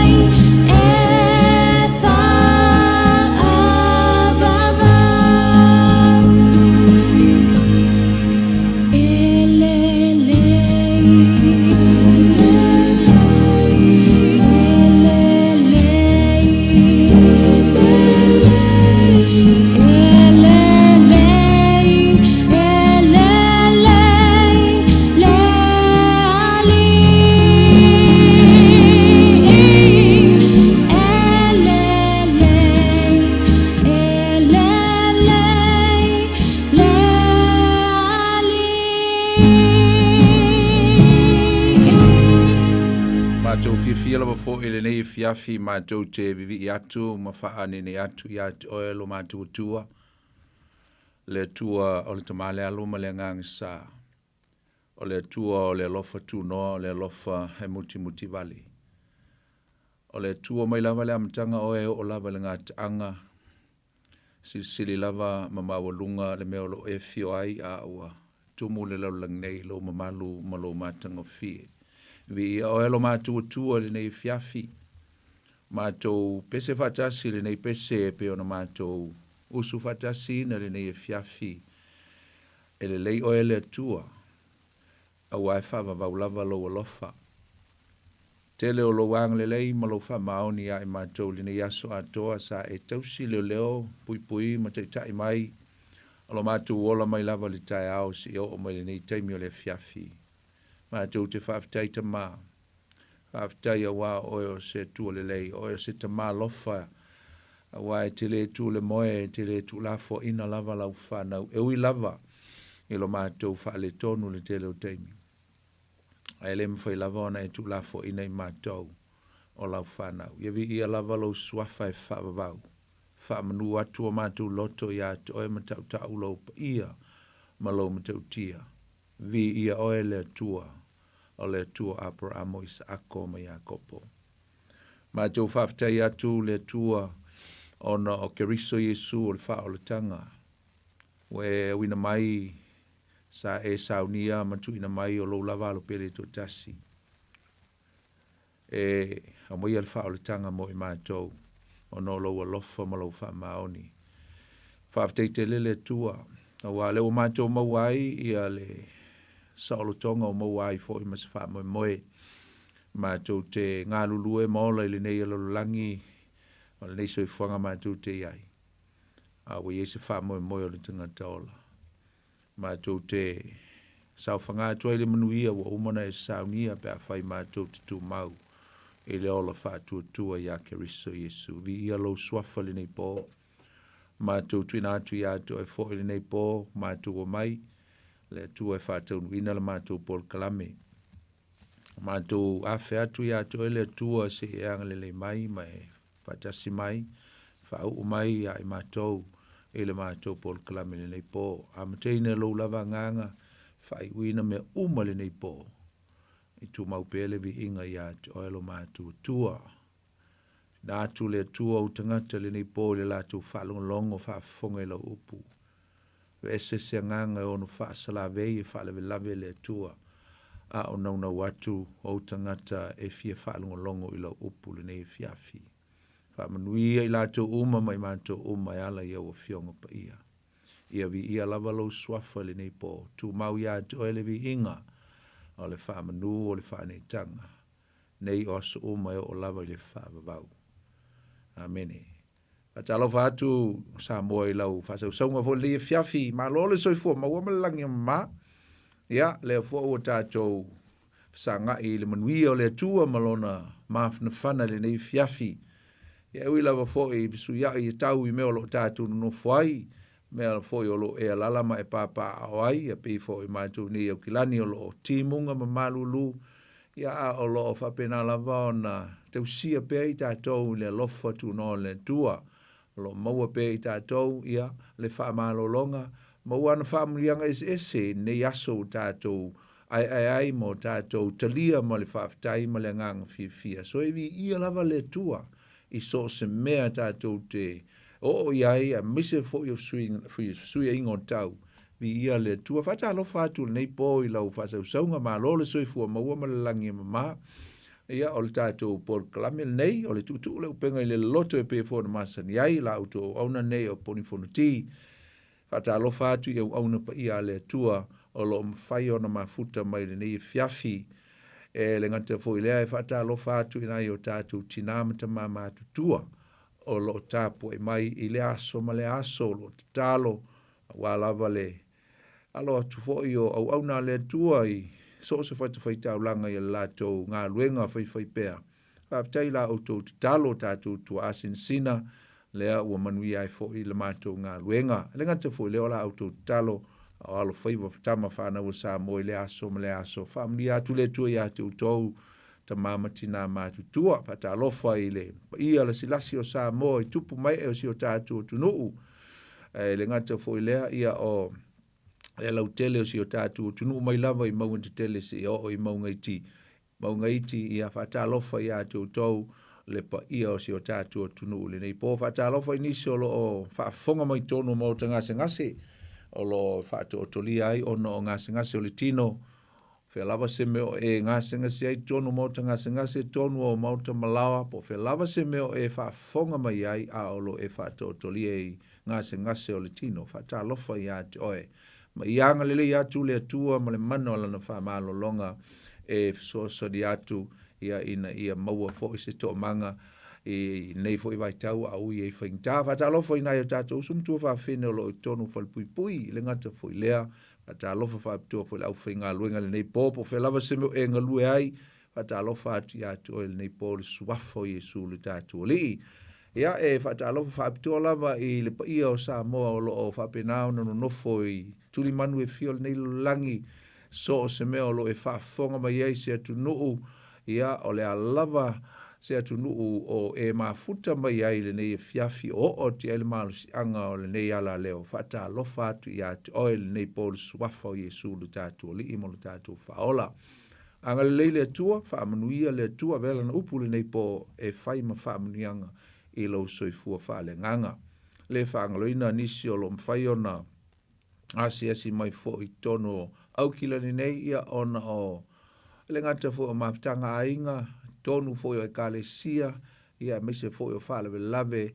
e le nei fo i soifuanga tātou te ai faatalofa atu ia te utou e le suafo Iesu Keriso fai fo stay mo mo nei fta e faafonga mai le tātou proclame faapitol faatalofa ia te oe le suafo Iesu le tātou lii mo le tātou faola faatalofa fo le sunga ia sau ma ngā lua to lua tu nei fiafi faamanuia le tua ia sau ma le ainga faatalofa faapitoa inisio ainga ia mese foi ia o nai whanau whalenganga foi ua lewa na mafuta i staimi o soifuanga ua malanga atu foi Australia ia ona o foi o le swing o le nei soifuanga ma ona tabilinga ia o lea nasi simai ia ona tulanga o le whata waina o le aso soifua o si o latu tua a e faamanuia atua i le nei po i le tina matua ia te sia te toe o sia matua e kalesia haba praise mangele o le asto na isa failunga inailo na aso soifua lo na iwa sifulu te usanga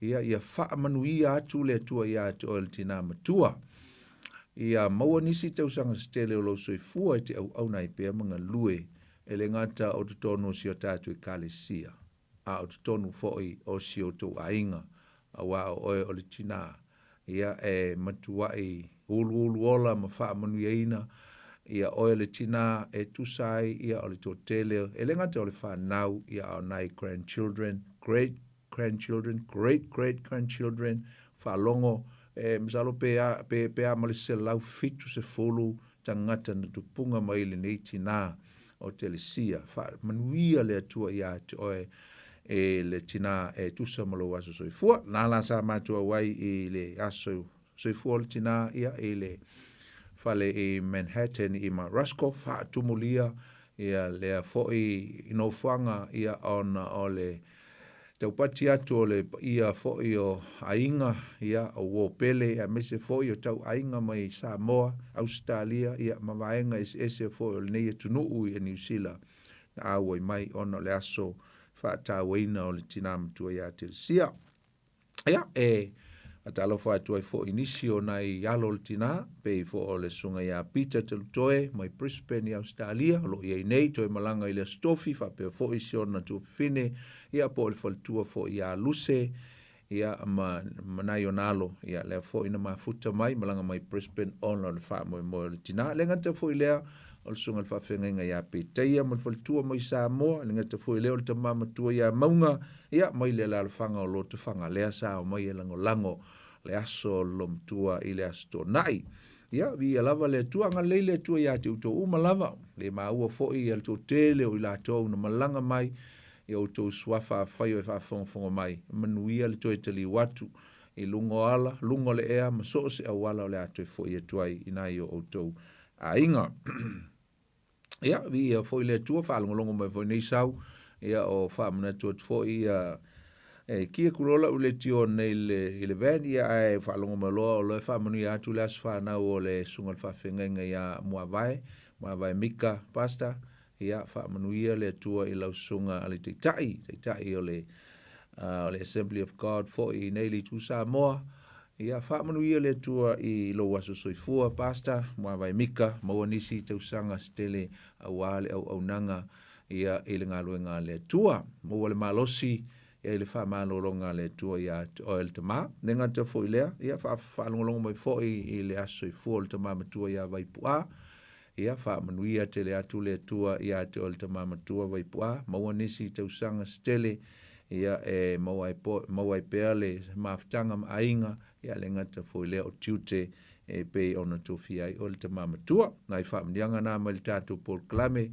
ia le fiafi a te utou, hanga le leile atua, ia maua i tātou, ia le manuia o le atua, ia ta ape atu ma fo i atu nisi o whanau mainga, ia i le manuia o le atua i a te utou, i le taimi e toi fo i te tuai.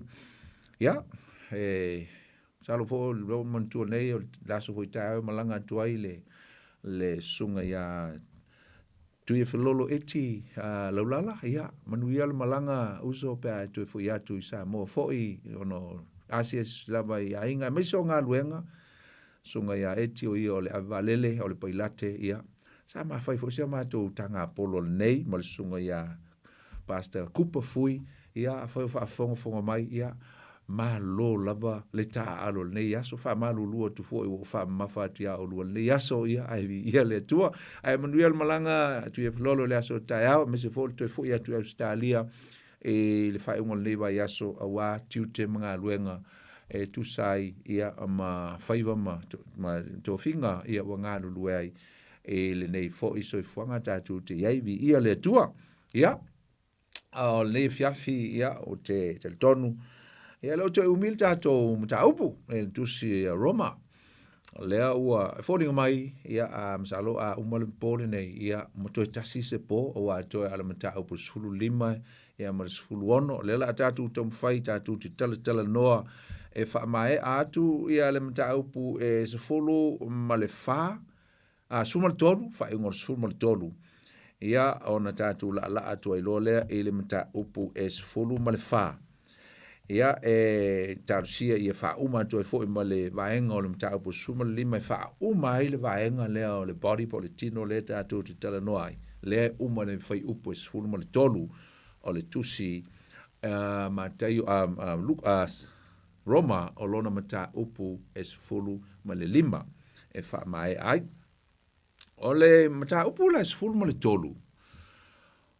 O te mana o te amatai le whai upu e se fulu ma le tasi e whai ulu whai upu e se fulu ma le wha.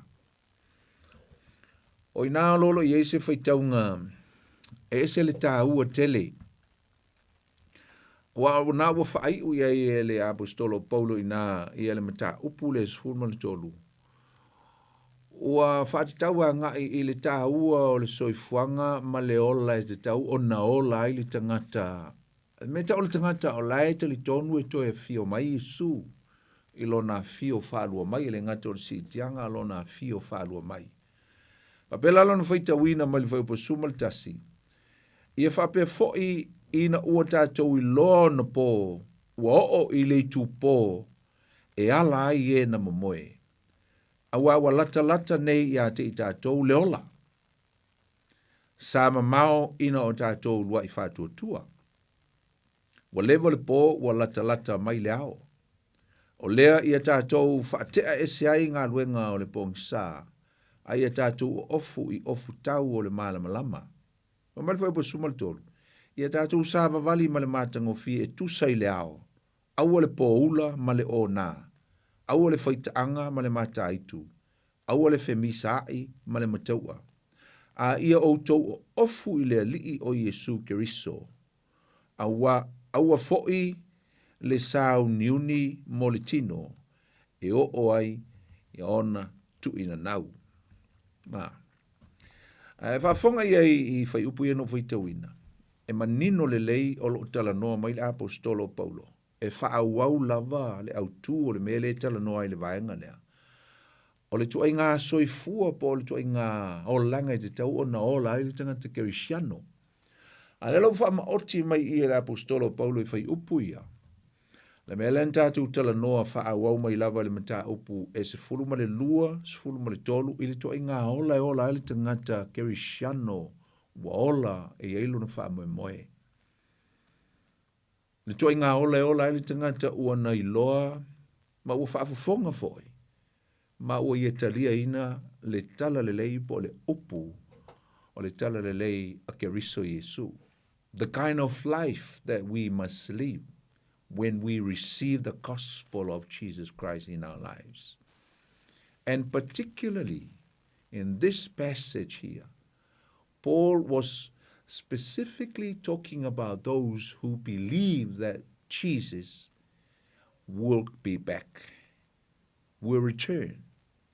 O le o tala noa mai Paulo i, e wha manatu atu i tangata e moni lava lo latu tel tonunga. E toi e fio mai Yesu, e wha mai la Paulo. O le toi ngā ola la le te tau no to o lai. Tala noa mai Paulo le o langa i te tau o na o lai, a o le i toi e fio mai Yesu. O wha punga ngai e ngā lwhe mo wha mai. Wa o mai le i tupo, e alai o e na momoe. A wa lata mai nei ia i tātou leola. O leola nai tala no mai nā o salvation i le uwha Britania. O lo tala noa i le fio mai o keriso Yesu. Probably referring to the salvation of the Jewish people. A wa e to e fio mai Yesu e whaola. E a mai le whaola tanga mo Israelu.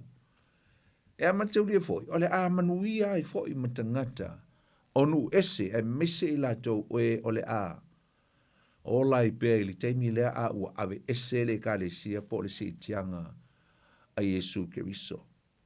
O le a manuia atua i matangata ia. Ai mese lava o le wha o le tanga mo tangata Israelu. I le teimi o le taua i a maketo. A o le la tala noa mai ma wha manatu mai wha mai la apostolo Paulo. Te tawana tu ese I autafa, put aside the old comment. O le sesu apunga, ave ese le ofu tuai, ave ese le angasala. Tu ese. Ai ia e ofu I le ofu fau. O keriso Yesu. But put on Christ. O le whaapunga la le sewa, mai, wa lata mai keriso, o lea.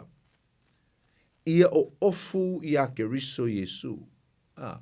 Sa lo fa au tala ina le passage le po le vaenga le e fa pena. Wa lata mai keriso. O lea. Wa te tau ai lo no tatu o ofu ia keriso Yesu. Put on Christ. E man tau lia la.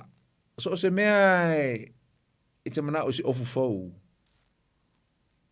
O lea e mana o e faile ofu fau. E te tau ona e se mo mol of tuai, ona to a whaiele of fau.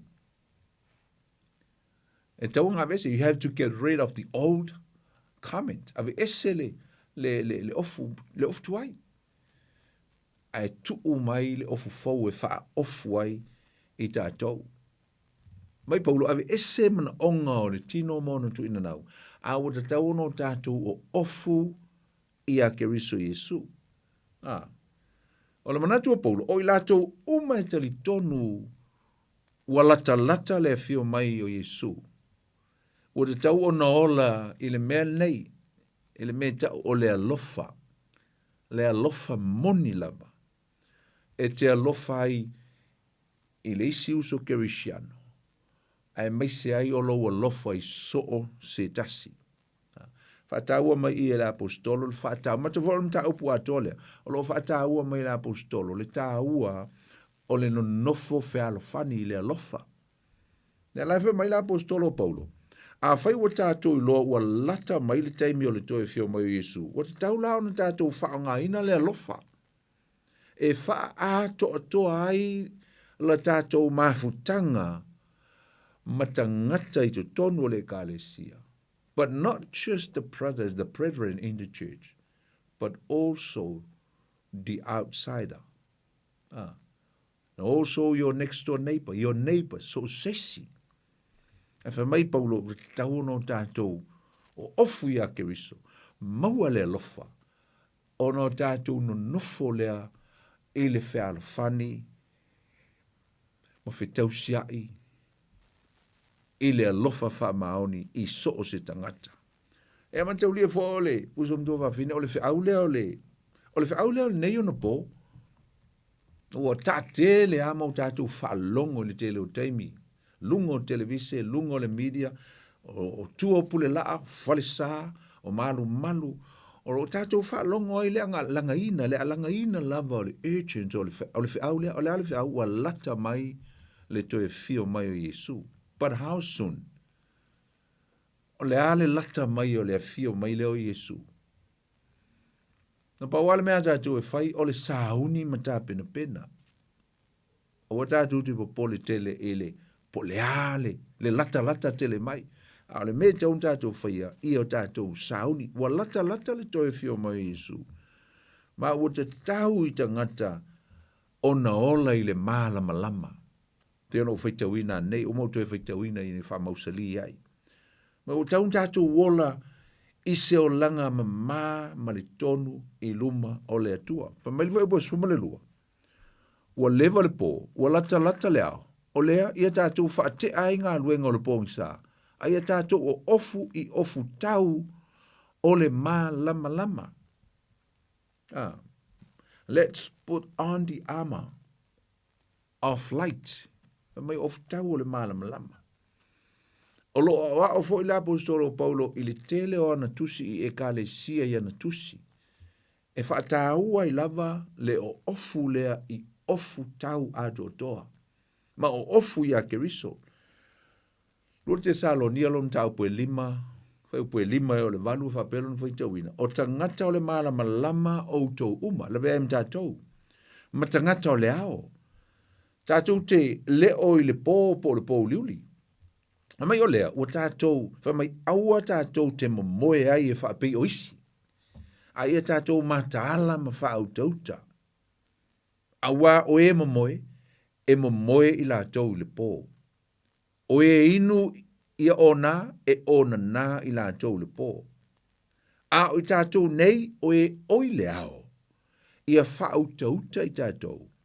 Ma ia tātou o ofu i le ufi fata o le whaatutua ma le alofa ma le pūlo tau o le wha moe i le ola.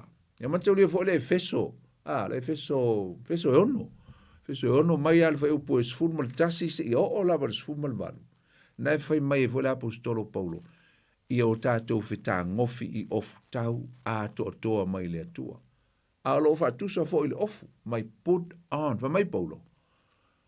We must put on the armor, the full armor of God. Mai o tātou o ofu i ofu tau a toa. O le ofu e te tau wai.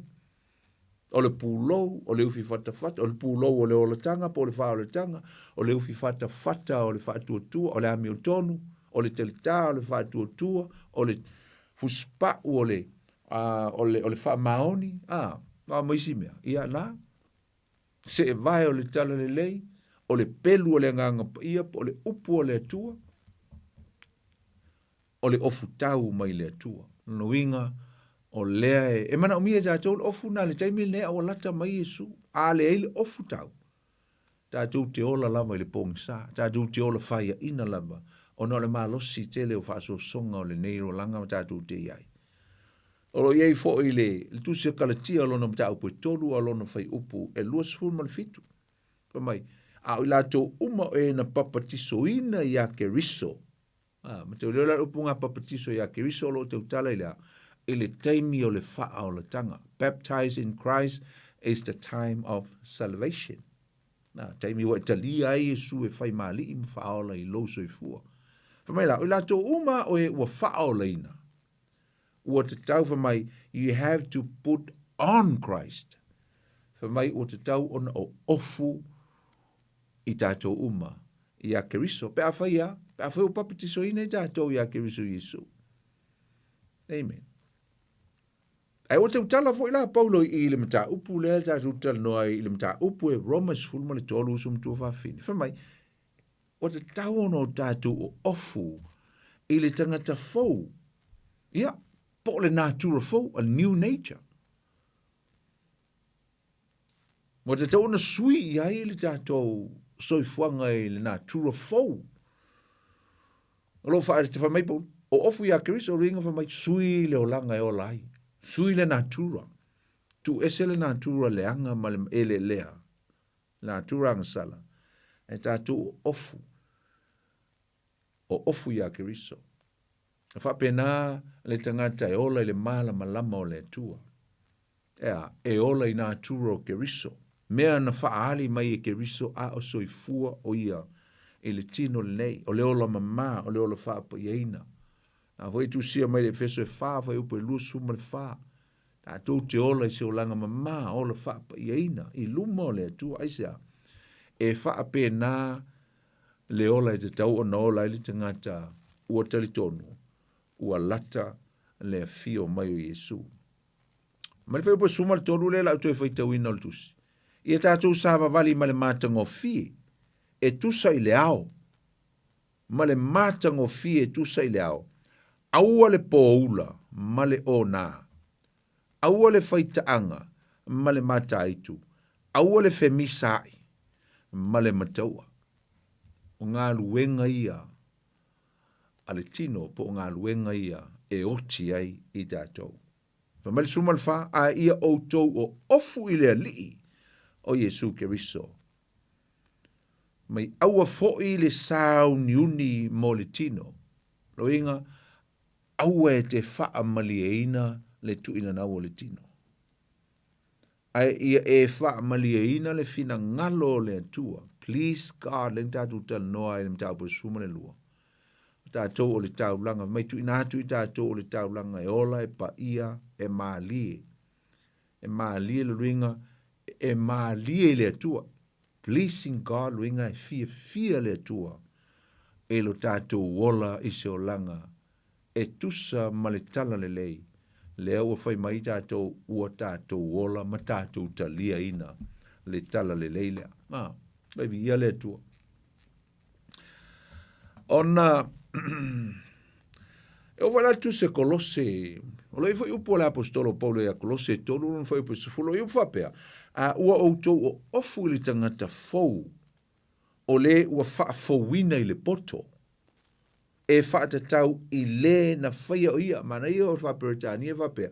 Put on new nature and be renewed as you learn to know your Creator and become like Him. A vea I leo oe e pei o le na whaia oe pe a whaia e te ofu I le natura fou. Ma faa fouina mea uma I te tonu ia te oe. Ona e pe eile o le na whaia oe. Mai la apostolo Paulo, wa uma le taimi o le moe usum tu wafini.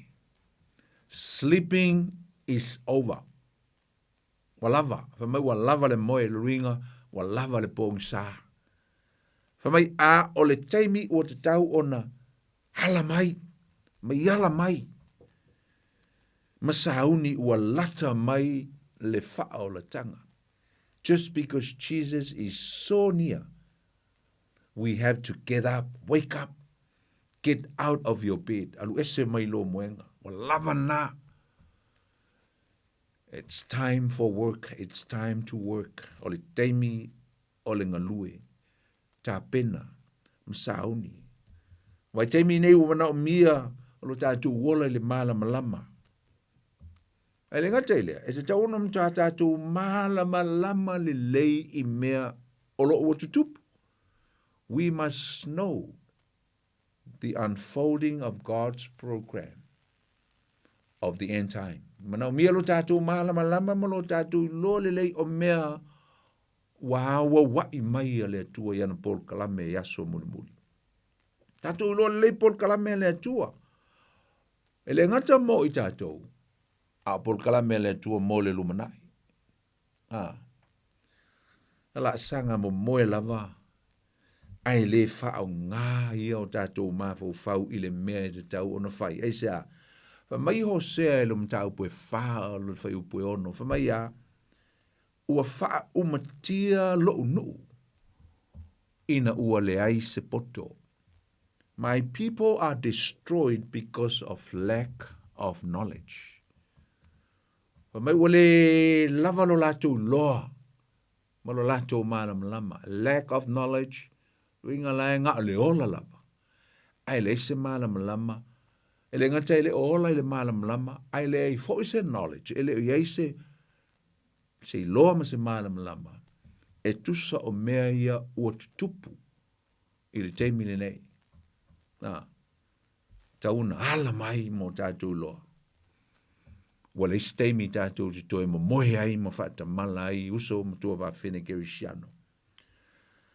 O le mta upu la sful mo le wha, la tātou mei ai, tā upu sful mo le wha. Wheu momua. E o tu lava la i le mta upu sful mo le lima, lonu wheu upu sful mo le tolu le no whea tu e wha umai le vaenga muli muli o le body, politino.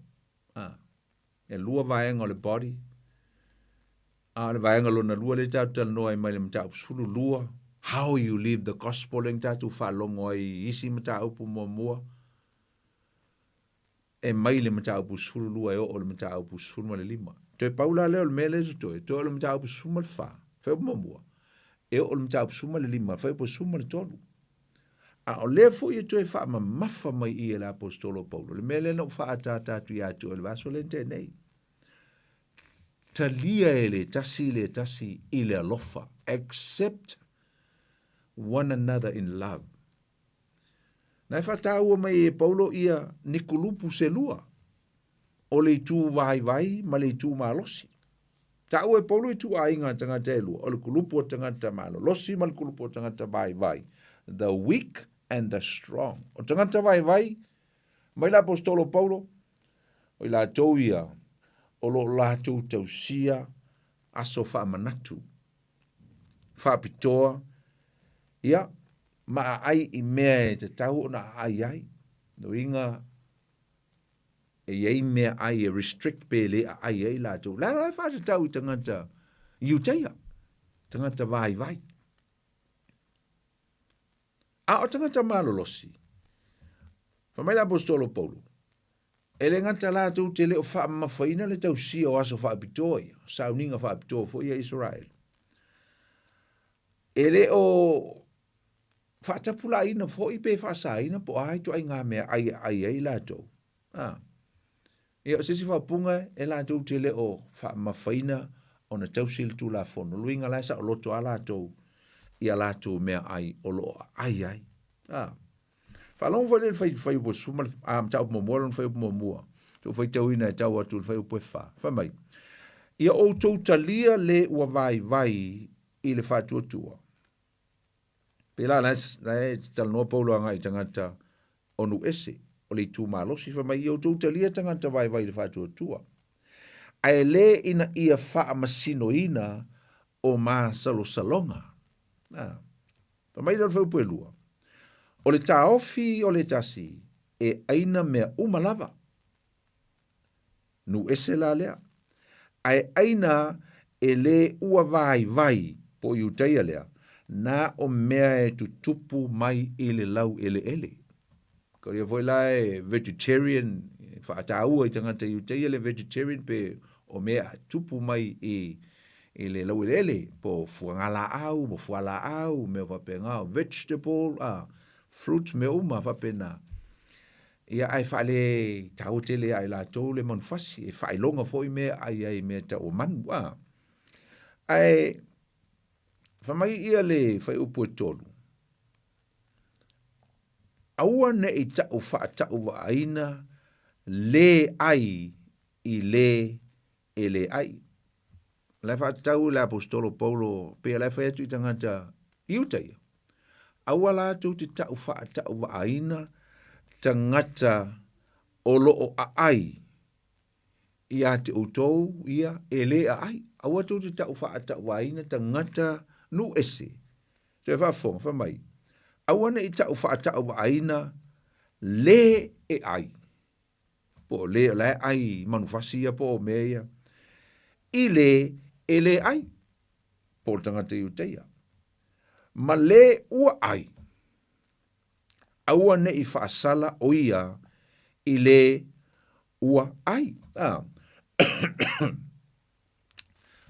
so toe whaitauina whaamanino atu le mea le ma le ua le ai aua ne I whaasala o ia o ai le ua le ai o le tangata iuteia o le ua le ai I le manufasi le ai le tangata nu ese mai o oelana aua ne I whaasala o ia I le ua ai tangata lea le o ele o whaatapulaina me ai ruinga e mai aua le whaasala ai aua tau te po lele tau do not condemn or judge one another I meo me ai e mai aua ua talia o ia ele atua o ile utalia ele atua o le tangata lea ele o tausia aso ia ma mea ai e whaasaina mai lor vau wha o ai ea o ele whaasala atu ile au na le tasi le ala fisili paulo fisili uma la uli e to lua wa la famsino lesi famsino lesi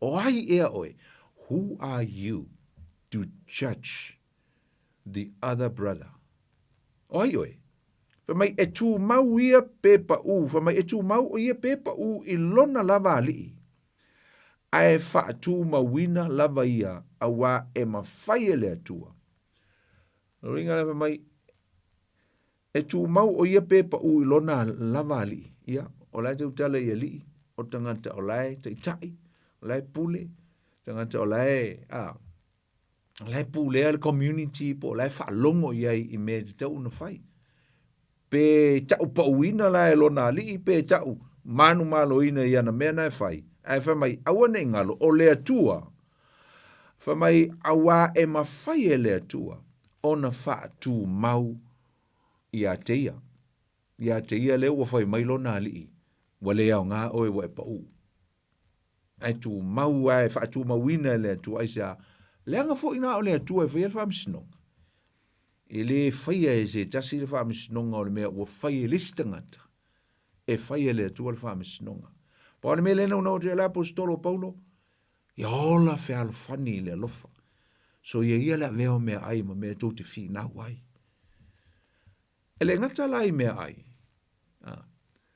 le fo iwa wha ngai le apostolo Paulo ia le tulanga o aso ai mesel sa pati ma le fo ipo lima o le manatu o le tasi, e sili le tasi aso, I le tasi aso. A o le manatu o le isi, ua tutusa aso umalava. E matau leo le se senga fo leo tel tonunga onu ese. E ta ua te le tangata I uteia, le aso sa pati. Ia o te loa le manatu o Paulo, e whapea le manatu o tangata nu ese, o sa pati aso uma.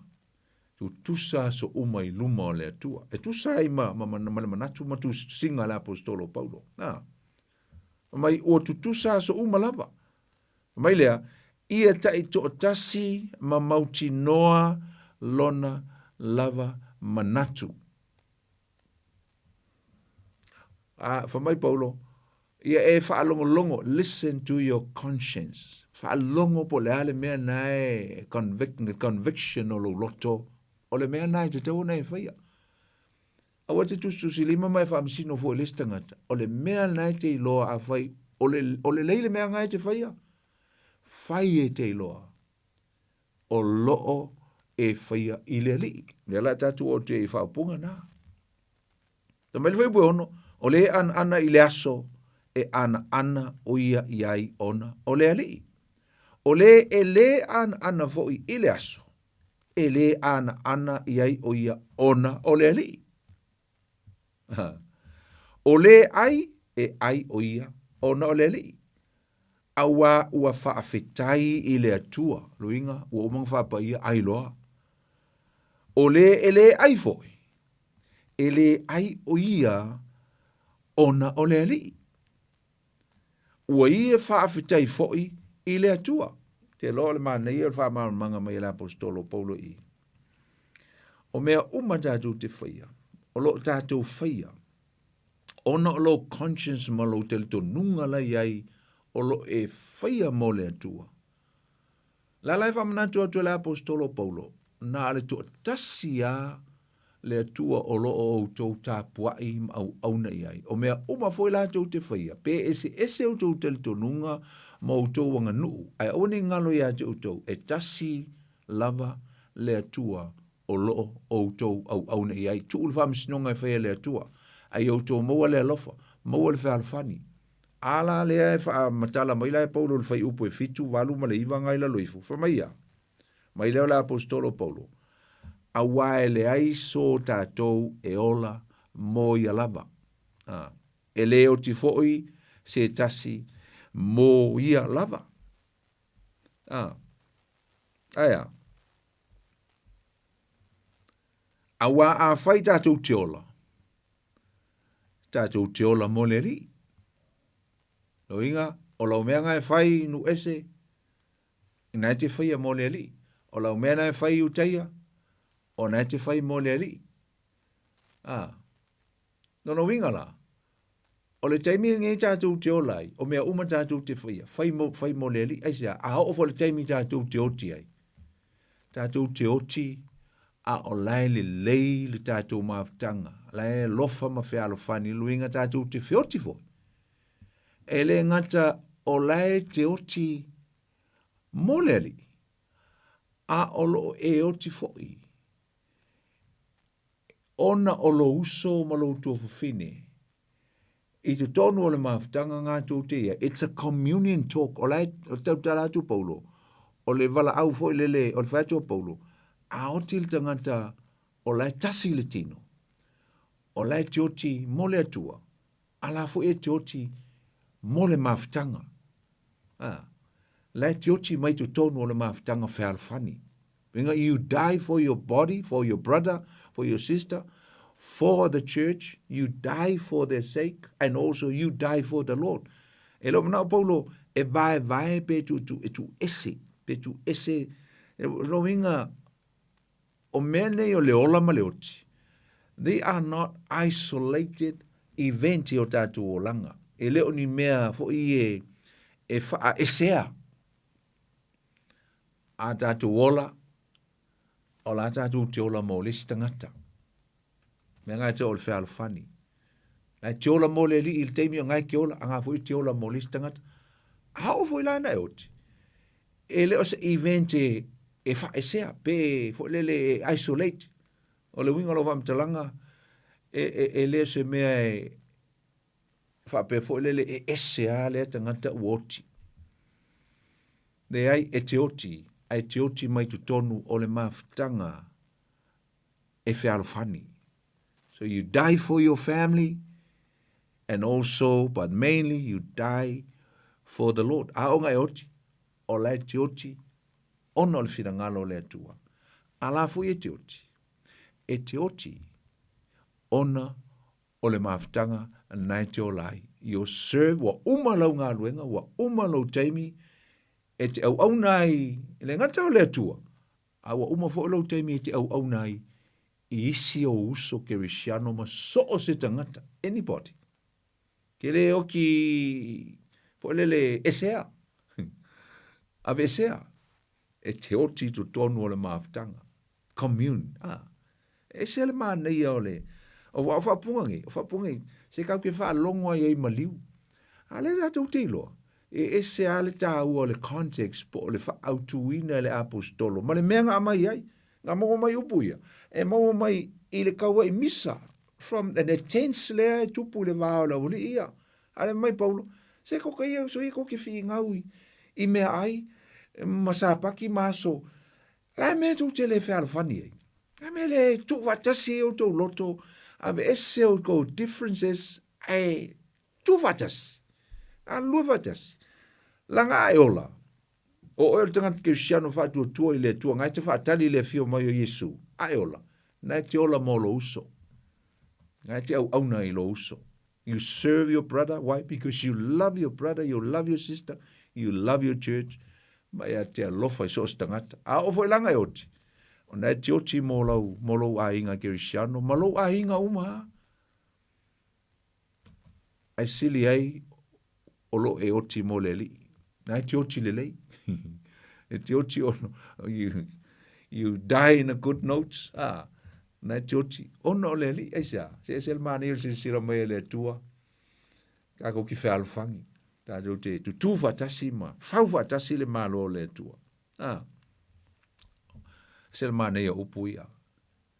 A wai leiso ra tātou e ola mo ia lava. E leo ti foi se tasi mo ia lava. A wa a whai tātou te ola, ia. A whai tātou te ola le taimine. Whai mai ia. Tātou te ola mo le li. Pe a whai oti. E oti mo le li. O le nei, pe ola pe oti tātou. O tangata lava o le li i tātou. Manga i o le whapunganga. O tangata o le li. O tangata e whealofani. Tangata e, you die for your brother. You sacrifice for your brother. Fa sa taulo oe, o ngā olis tangata. A o whelanga e oti. E te oti mo le li pe ono whea tu whawhia e nefiafi. A la fu e te oti mo lo ainga. You die peacefully and you die from within the community, from the body, from the family, mai tu tonu o se mea. E ese le mau popo, e le se whingau, e le se kuskusirima, e le se whamasingo. So, o lo maliu la ele o se isolate event. Le ai o le mea ua whapenao na matua malia le whinangalo le atua i le oti al tangata.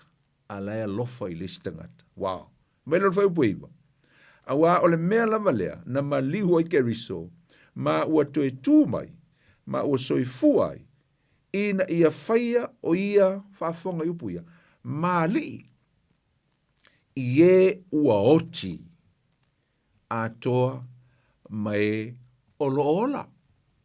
O Yesu o le alii o tangata o lai ola i tutonu o se maafutanga e whealo fani. But also, Jesus is the Lord of those who die in him. Tangata na ola, a lai ola i se maafutanga, o ka le mātanga o fie. Yeah, na. Whai upu se fulu, e o atuanga il se fulu male lua. Ia, na, tal noe la apostolo Paulo le whatau ina o le meringe o le whamasino. Ai tu le whamasino nga, awa le whamasino, o ena, sa le mea e te whaasala i lo uso. Why do you condemn your brother? O ena foi, pe sa le mea e te tau wa aina i lo uso. Awata tu te le lau tutu umalava, afamai awata tu te lau tutu umalava, e luma o le atua, e luma o le nufo whaamasino keriso.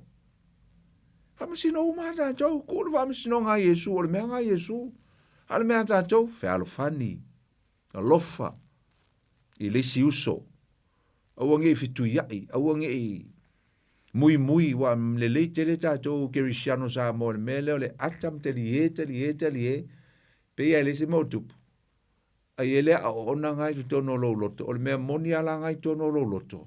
Ele o sao, mai ele o tonu, ngai luro le koi mui ei, nai o uso, mana i o tu whawhine ia ngā kou. Kou reason whatasi, ma tala noa, ma karikari e whatasi, ma fono whatasi. Koe alu e whese kala. Koe alu e mui. Koe alu e koe whese whamtalanga e fwelele e koa kensi le mele anga utou agree ma tala noa. O ale natural na o sa moa e makua whainta o ngatape. O lea, o le meo le loto le anga, o le loto vale. Ia ma le sao, ma le whaamaoni. I luma o whesanga inga ma tala noanga. Mo le sensia hata o le loto sao, o le mea te tala noa i, o le me whangai ke alu mo le fale. E le o le kalangoa i ata, ai la kul fale, oka le ese a whamkalanga i la alu e fale. Ma le lalolangi a koa, ma le whai ngā ruenga le songo fua. Wo iai mea le kaung whamakala iai e sio kou a inga. Me sio kou e ka le sia, ai sia, me o le sao, ma le tonu o le loto. Ma le meo le loto whaamasino, ma le loto mataua, ma le loto le whaamangalo. Tu ulu whaamasinonga i le atua. Nga sumaltasi. A wawo tusia, ua whetalai mai le lii, o te ola au, e to tuli mai ia te o tuli vai umalava, e tau mai fo i o lau whaiva umalava, i le atua, o le nei, e ta itasi i tātou matala i lana mio i le atua. Tasi i tātou matutu i luma o le atua, e whali tātou whaamisnonga, e sila fia uma i le atua, mea e tātou te tautalai, ma mea tātou te whaia, ma le sao tātou loto, mai se le mafutanga le tātou te whaia. Mai se tono e kālesia, wa i tusi atoa lea, o le tala no Paulo, i tangata lai kongo le kālesia. E le taimi e o la tu ainga, alai, so, in a sense of what Paul is talking about, he's talking about Christians that are binding in the church, kaka lai ko kongo le loku, kālesia. Me o le auso, lau kirisiano, a moni ea nā whaupunga. O le auso, o le au pele, o le au kirisiano, o le au whatuatua. Awha mai Paulo, la me le whao ngā ile alofa pe a whailna. Why don't you use love? But not just love, but real love, sincere love. Ngā le alofa. Tatu tala noa ile i alofa e wha ile vaso le ntene. Le alofa wha le tua, agape, le alofa wha le whaamatua, stoke, o le alofa whaalurunga li, i Ross, ma le alofa la alonu wha le lolotoi, o le philos, o le alofa wha le uso, le ntatu ta ua, o le whaatinonga o le alofa wha le uso, o le share po le tufa atu au mea i o uso, o le ngata o tangata e te ilo, o tangata e te leilo fo. So sis, whapenga le alofa me ka o le philos, le alofa wha le uso, te alofa so tangata, e ke le alofa ngā alo uso ngā lua whanga o mai lua tina, ai te alofa so tangata, e whaingta ia ngā tā te le nato i ngā mea, o lo alofa i so se tasi, a le winga ngā le upu le philos, o le brotherly love, e le ngā o lo brother, ai brother o mai au tangata uma. E o ar ngaka ke leilo, ma le tangata e tau tu e lau o tele e so soani ai, that's your brother. Ai sea, langa ngau e ofu ya keriso. O leo ofu ya keriso. O ele lofa. O ele lofa e te whaatino i mea e whainga tau na whaatino e tangata ele o ola i le mala malama o keriso, ma ele o ofu foi i a keriso i Yesu. E whamanatu atu i Yesu i la uli ia, i kolupu i e lua. Le tu vai vai, ma le tu malosi. Se so ia. So ia tau te whapena. I don't know why, ke le loa, I'm wondering why Paul was calling the Jews the weak group. Ke ropo la mo whai ngoi e Paulo le tu o tanga te uteia. O le tu vai vai, ai whai ngoi tanga te uteia. O le tu malosi. Nufo mai la ia lea. E wa le whai mai i le tu vai vai. Ai o tum tau pa suma lima, o whai mai i ia autou manolosi. Le amata mai whai mua. Mai i tātou oe manolosi, mai tātou visosoani i e ua vai. Tuinga, I encourage you to Paulo, vaenga ume, le tu maalosi, ma le tu vai, ma le tu maalosi, tu i la loa tau esenga. Lay down your differences, but come together. Love one another, ola fe alfani, pape nalmete o le tino keriso, e ola fe alfani. Fai po suma le tolu e o lava lu suma le tolu. So mai o lo wha mawhai la apostolo Paulo o le me tau le aua le wha le angaina le ngā ruenga le atua ona o mea ai. Na e wha tau mai le fai po suma le fitu. Ona i te o le lava steimi fai tau atoa ai a sa utanga i fai tau atu nei vaenga. O le nei, a wani i tātou toe e wha salai. A o le nei, ina ia manatu, mai ina ia manatu i le isi lava mea. I le nei lava mea. Aua ne i tuuane e se tasi se mea e tau sua iai po o se mea e tau teva ai lo uso. Wa ou loa ma ou mautino i le li o Yesu e le ai se mea e leanga fua. Mai Paulo, le se mea leanga se whapa ia ma ai. Mai e pei tai o se ua manatu ua leanga le mea ona leanga ai lava lea ia te ia. Suma lima, ai a whai e whaati ngā ina lo uso i au mea ai, ua e le toe a mio lofa, aua le whano i au mea e ai, o ia na maliu ai ke riso. O le nei, aua ne I whalongo I upu ia. Aua ne I tau le angaina lo o tau le lei. Ono o mea ai.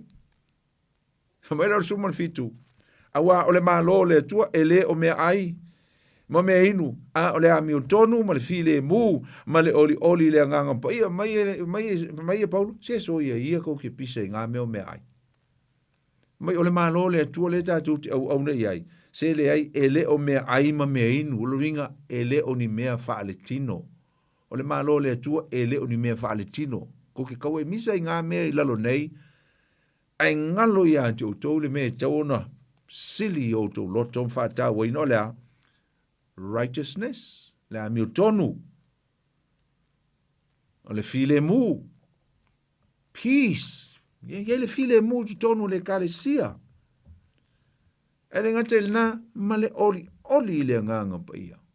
And the joy in the Holy Ghost.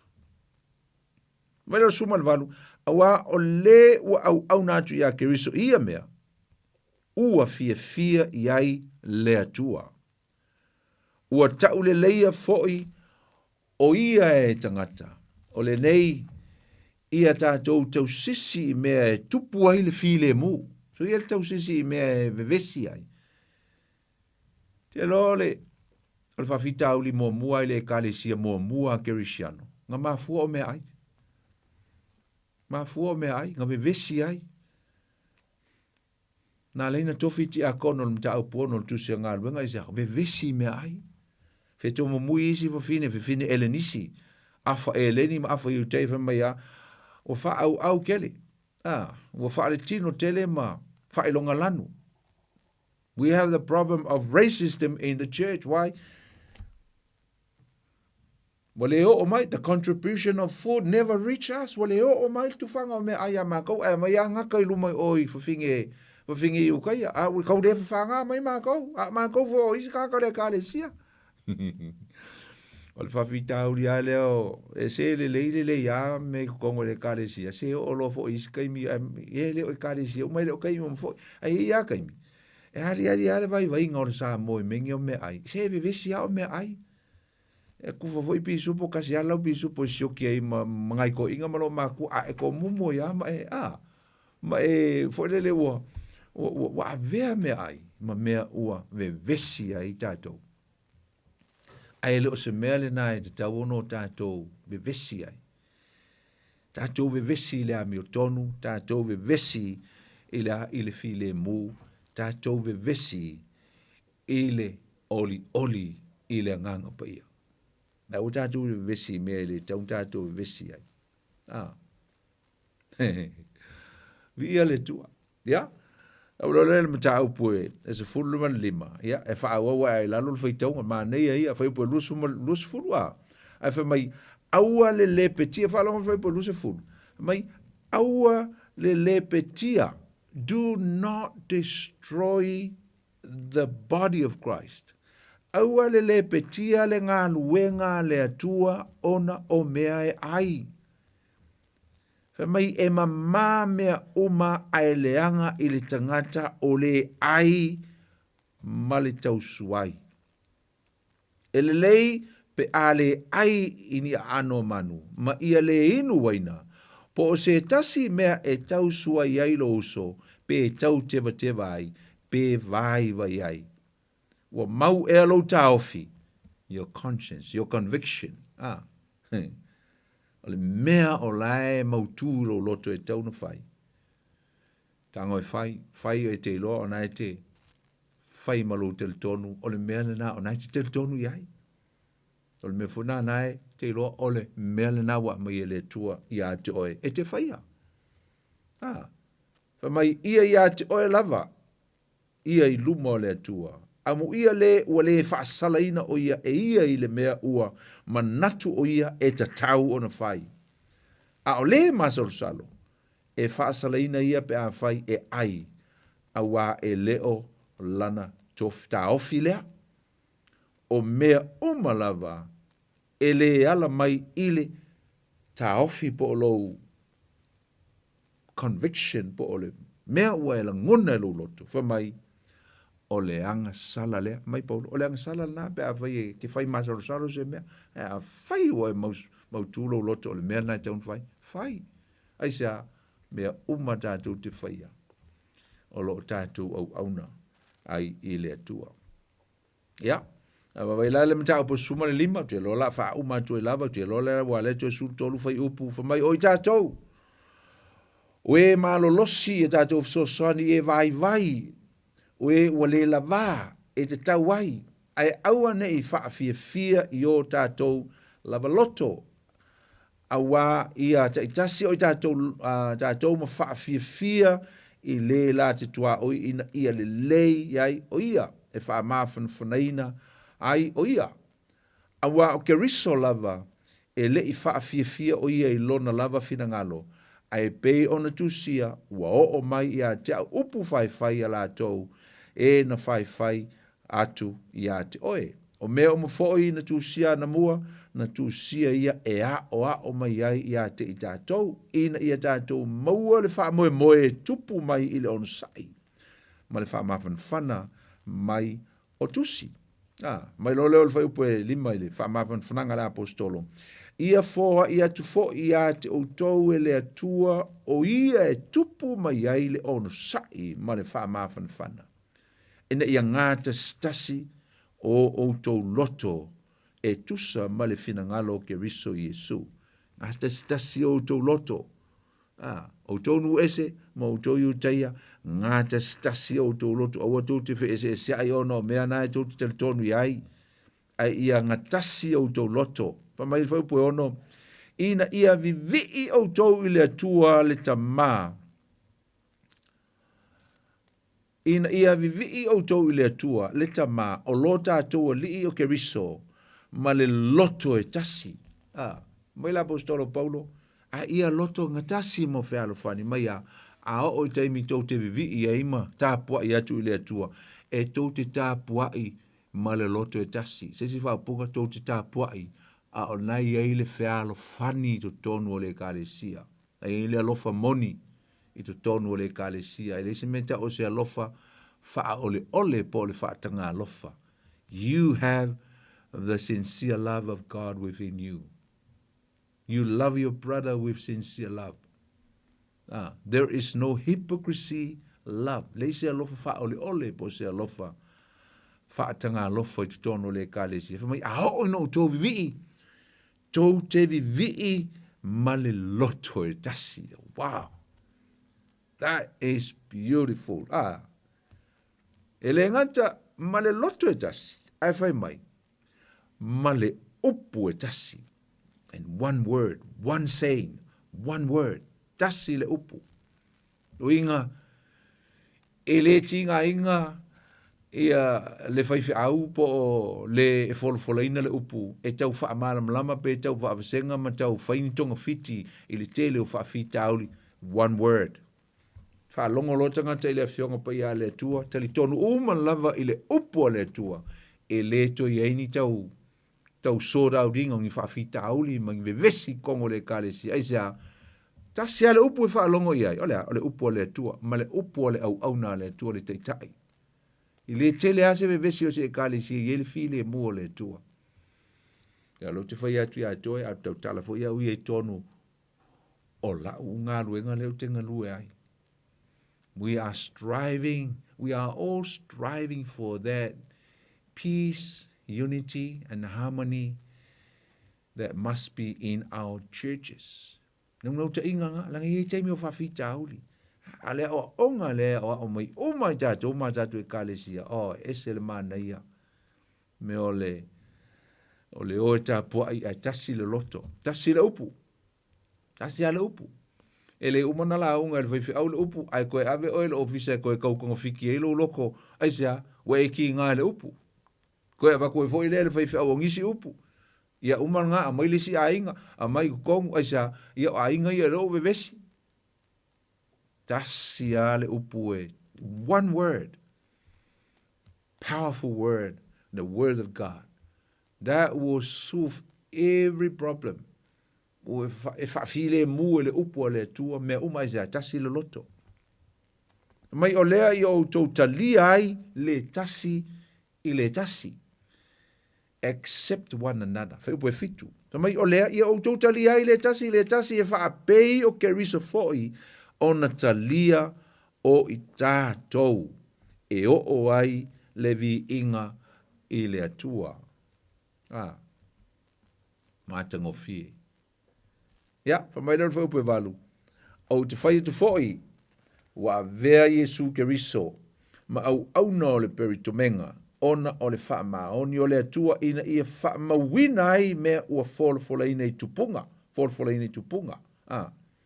Ne ia vivi i foi nu ese, i le atua ona o le alofa.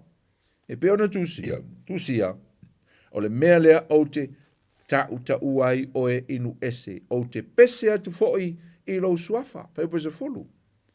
Ua toe wha pe foi. Ia oli o tonu ese wha tasi mai uteia, malona nu. I le mea lea, ia vivi i atu i le alii o tau uma, a mai e Paulo, vai le sama pinga le afifinga e Paulo le mea. Talanoa mai i tu ia luon tatu talanoa ai fa mai ia vivi i atu i le alii o tau uma lava, ai o tau uma nu ese mai uteia, ma i o tau faa ne atu, ia te ia o tau tangata uma lava.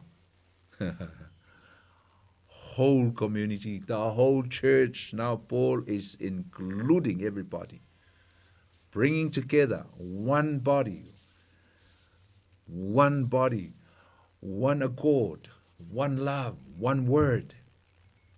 Le lua tasi. Mai o toe whapea mai fo Isaia, e iai lea au yese o ia fo i na te tū la i e pule nu ese, e wha tua i a teia nu ese. O lea tua foi e tupu mai ai le wha moe. Ia wha tumuina o tau e ia e le oli uma antoa ma le file mu. Ina ia wha tua, ina ia tele lava lo o tau wha moe. Ona o le mana o le anganga pa ia. Ia, lena. Le fifi ina lena la apostolo Paulo. O le mea o lo ia manao ina ia una ia tu matu ina atu i le auso po le kalesia, le au pele o au Cristiano i te tonu o le kalesia i Roma, i e kalesia o lo i Roma. O lo lua o latu i tu, o lo lua fete na inga, o lo fete na i vaenga i e lua. Lea ua, fie Paulo i le amai whaatasi. Aua ne ese ai tasi lava o tau. Mai lea, ia o tau maua le oli. Ia o tau maua le file mu. Ia o tau maua le whaatua. Mai ina ia tele lava lo o tau wha moe. Te lo ese le manei o upu i e whaai ua i la apostolo Paulo na upu i le vaenga lea. Whaai u lava i le upu o le hope po le wha moe. Whamai ina ia wha tua, ina ia tele lava lo o tau wha moe. Ona ole mana o le nganga pa ia. The hope. Al wha moe o le lumanai. To sustain ia ta welo pule wha moe. We are looking for the future. Al wha moe. O le nau ta inga leo le apostolo Paulo inu uielua. Ina i o mai whaatasi i la tau. Ina i o la tau maua whaatasi le wha moe. Nā le wha moe lea. O le maa lo ke riso. O le maa lo ke riso ma lona whaataunuina. Lona fulfillment. O ne ngalo e whaataunuina i vaenga i e lua. O nu ese ma le nu o le atua. Whaataunuina i nu i e lua. Onu ese mai uteia ia po Israelu. Le olive vao, ua tu inatu i le olive le lei. Ua sua fatasi ai i le sua o le olive le lei. le Roma is full maltasi, o lo luinga. Na o le atua lava, le ia mai le pule lea, ma le whaatangana lea. Ua mawhai ai o na ofi mainu ese i to tonu, o le wha moe moe lea, po o le whea ngai ngā le atua, ma lana au auna o Abrahamo. Lea e whaataunuina, e le malo Yesu Kiriso i le mele niuma i le awhi tau sanga. E o mai whaatasi ai. E le ngata o le teimi lea mo mua o le amwhai e o no mai whaatasi le nuu ato Israelu. Le malo pito i lunga ma le malo pito i lalo. La tasi la mwhaina tasi e Israelu. Stei mo mua lea. O le amwhai e o na tu e tasi ia vaenga e lua o le nuu o le atua le sāwa vae i teimi o Solomona malana whanau. Malana te au. A atu tonu le malo ke riso le mileniuma. Stei mo mua lea o le amwhai onto e mai whaatasi le nuu o le atua. Ua le to Israelu masai uta. Ai ua avea o le nuu e tasi whaatasi ai. Manu ese o ila tu e o le a saufanga i le malo ke riso mo le awhete usanga. Tala atu le tātou leina. Tolu fitu ta silima i bitolu, leo uto e sifulu ma le ono tātou minute, ya, walau mai, pa whai isi me ti fia walau mai ai, wha popo mai fo le tātou mta upu, he vave mai lau walau, te fo walau mai wa umal tātou leina pe o le vaso lente nei, ya, ai fi walau mai, ya, leilo vave walau mai manu lea e tele tātou minute, alu wha umaina na o le vaenga meka o le body o le tino, o le tātou tusi a Roma, ia leu sau tātou walau mua, pa talo fatu le tātou walau, talofa. Talofa tu lau sunga poni. Talofa, Antonina, alo lava ia tu altina. Ia malo fodso i fua, malo si tātou por kalame nei hoi tula le aviati. Mana ia tele foi por kalame nei tula. E monia le whaamatala mai a. E le umaro tawhia whaalongu i whaamatala ino le atunga le atua.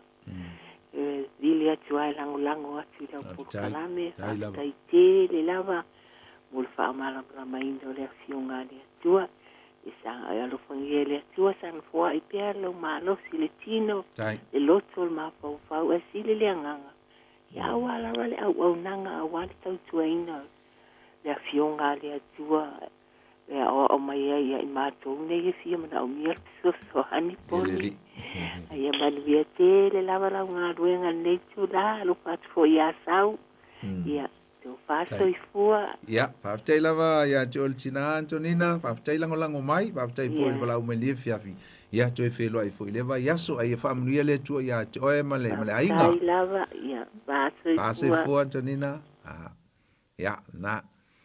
O lau noa, pe ai fia walau mai tātou telefoni tolu fitu, ta se lima i watolu tolu fitu, ta se lima i watolu tātou numera, ia e te walau mai ai. O le vaenga lena tātou tala noa ai mai le mata upu e sifulu ma le lua, e o le sifulu ma le lima fai upu e su ma le tolu.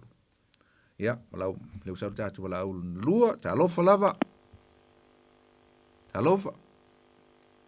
Ta alofa e lau sunga le whawhengainga. Alofa, Jacopo. Alofa. Oi, le sa no fa mole. O le au kalolo. Oi, alofa le au. Alofa fonki. Ia, alofa lava. O mai ai. Ia. O foi calma ru ko ori ia ke ia. Ia le. Ka ia o le alofa malanga le ko mai le. O e dei sa o mangaku. Pa wala o lo Viriaku o ke wa ke de misi ke por kalame tai bong ia moriaku avaku fa malo mal fa kai i la sunga tai lava i de fa malam la mainga o e man ko o vai o menge i de au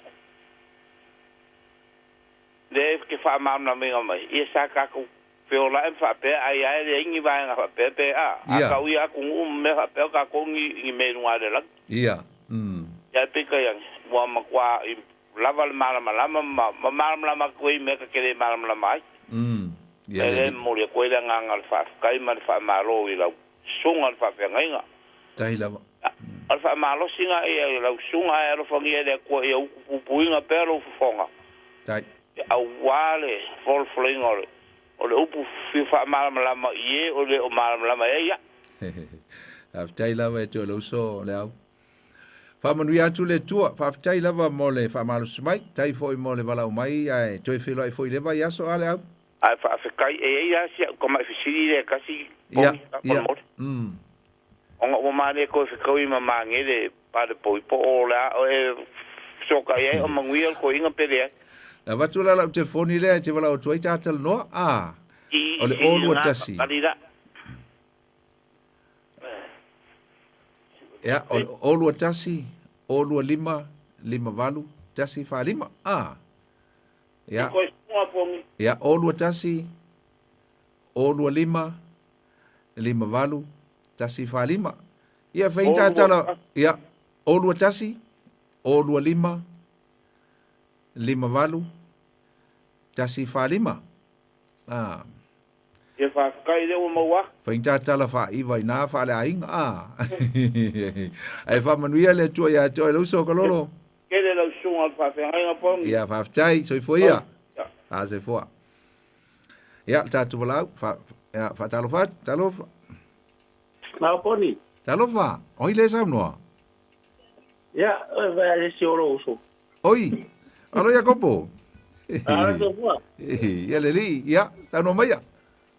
Ai ko va so ni ati. Ia le tua. Ma como fie yo de se un po ye de cuore in finga. Tau tia a. Po e te nuba. E ka ko ke paso i kaya o lama singa mangai ma singa ya. O mi ke ol mo ka o mi ale ka paso ko singa lo ma. Ya, fa umor va so le wa ta u vo i ol mta u pule to el fato fato in. Ma ko ma nga ya ma ka ngofi. Ora nga e mo le ko nga fa kai no sunga. Wow, o nge foi o faso fa pere mfainga ngofi. Ya, ore saur kala foi ngal ekere mfainga pero ma ye nungwa. Ya. E ku mai ro mana malama ke kalo foi de ngang po ye de ku so song i ro so. Taftai. Na o ka kala o mai ro foi fu o ngai ka ko ke fa so ai ma. Okay. O ya o ya ma pakari ya so fu o mama. Le so fu mo le so fu ko ki ko isi pokala no mo vai. Taftai la. Ska ki ai ko ora kala le ora kere alo fa no ore kere po ngara wilo ta hotel no sorry ese de mana ya ese mana ne mo de ko ngwa fa pun tai lava ya to le so ya kopo fa manuia amria tu le tu ya o mala ainga ta tu fe la foi leva yes kana foi ro songa ya wala le alo fa tele atu ya alo fa po ya fa se fo ya fa se fo alo mon tu nei sai se uso peia o le uso ya le uluai e mai va solente nei no fisiri mai le upule o le telo sa le il tato mta upule foi tau be al foi po fitu no i fa pe o le nei ia avatu i tangata uma la to me taulanga i o taulanga o le telo i tau i le telo o le matau i o tau i le matau o le fa alo i o tau i le fa alo o le telo pa fa fonga mai ia le uso ya le luai o le telo o le siko inga tax le o le tax fo ile o meo o good tax o goods tax ka pe se GST o le lai ya fa talo fa tu le sita to bala le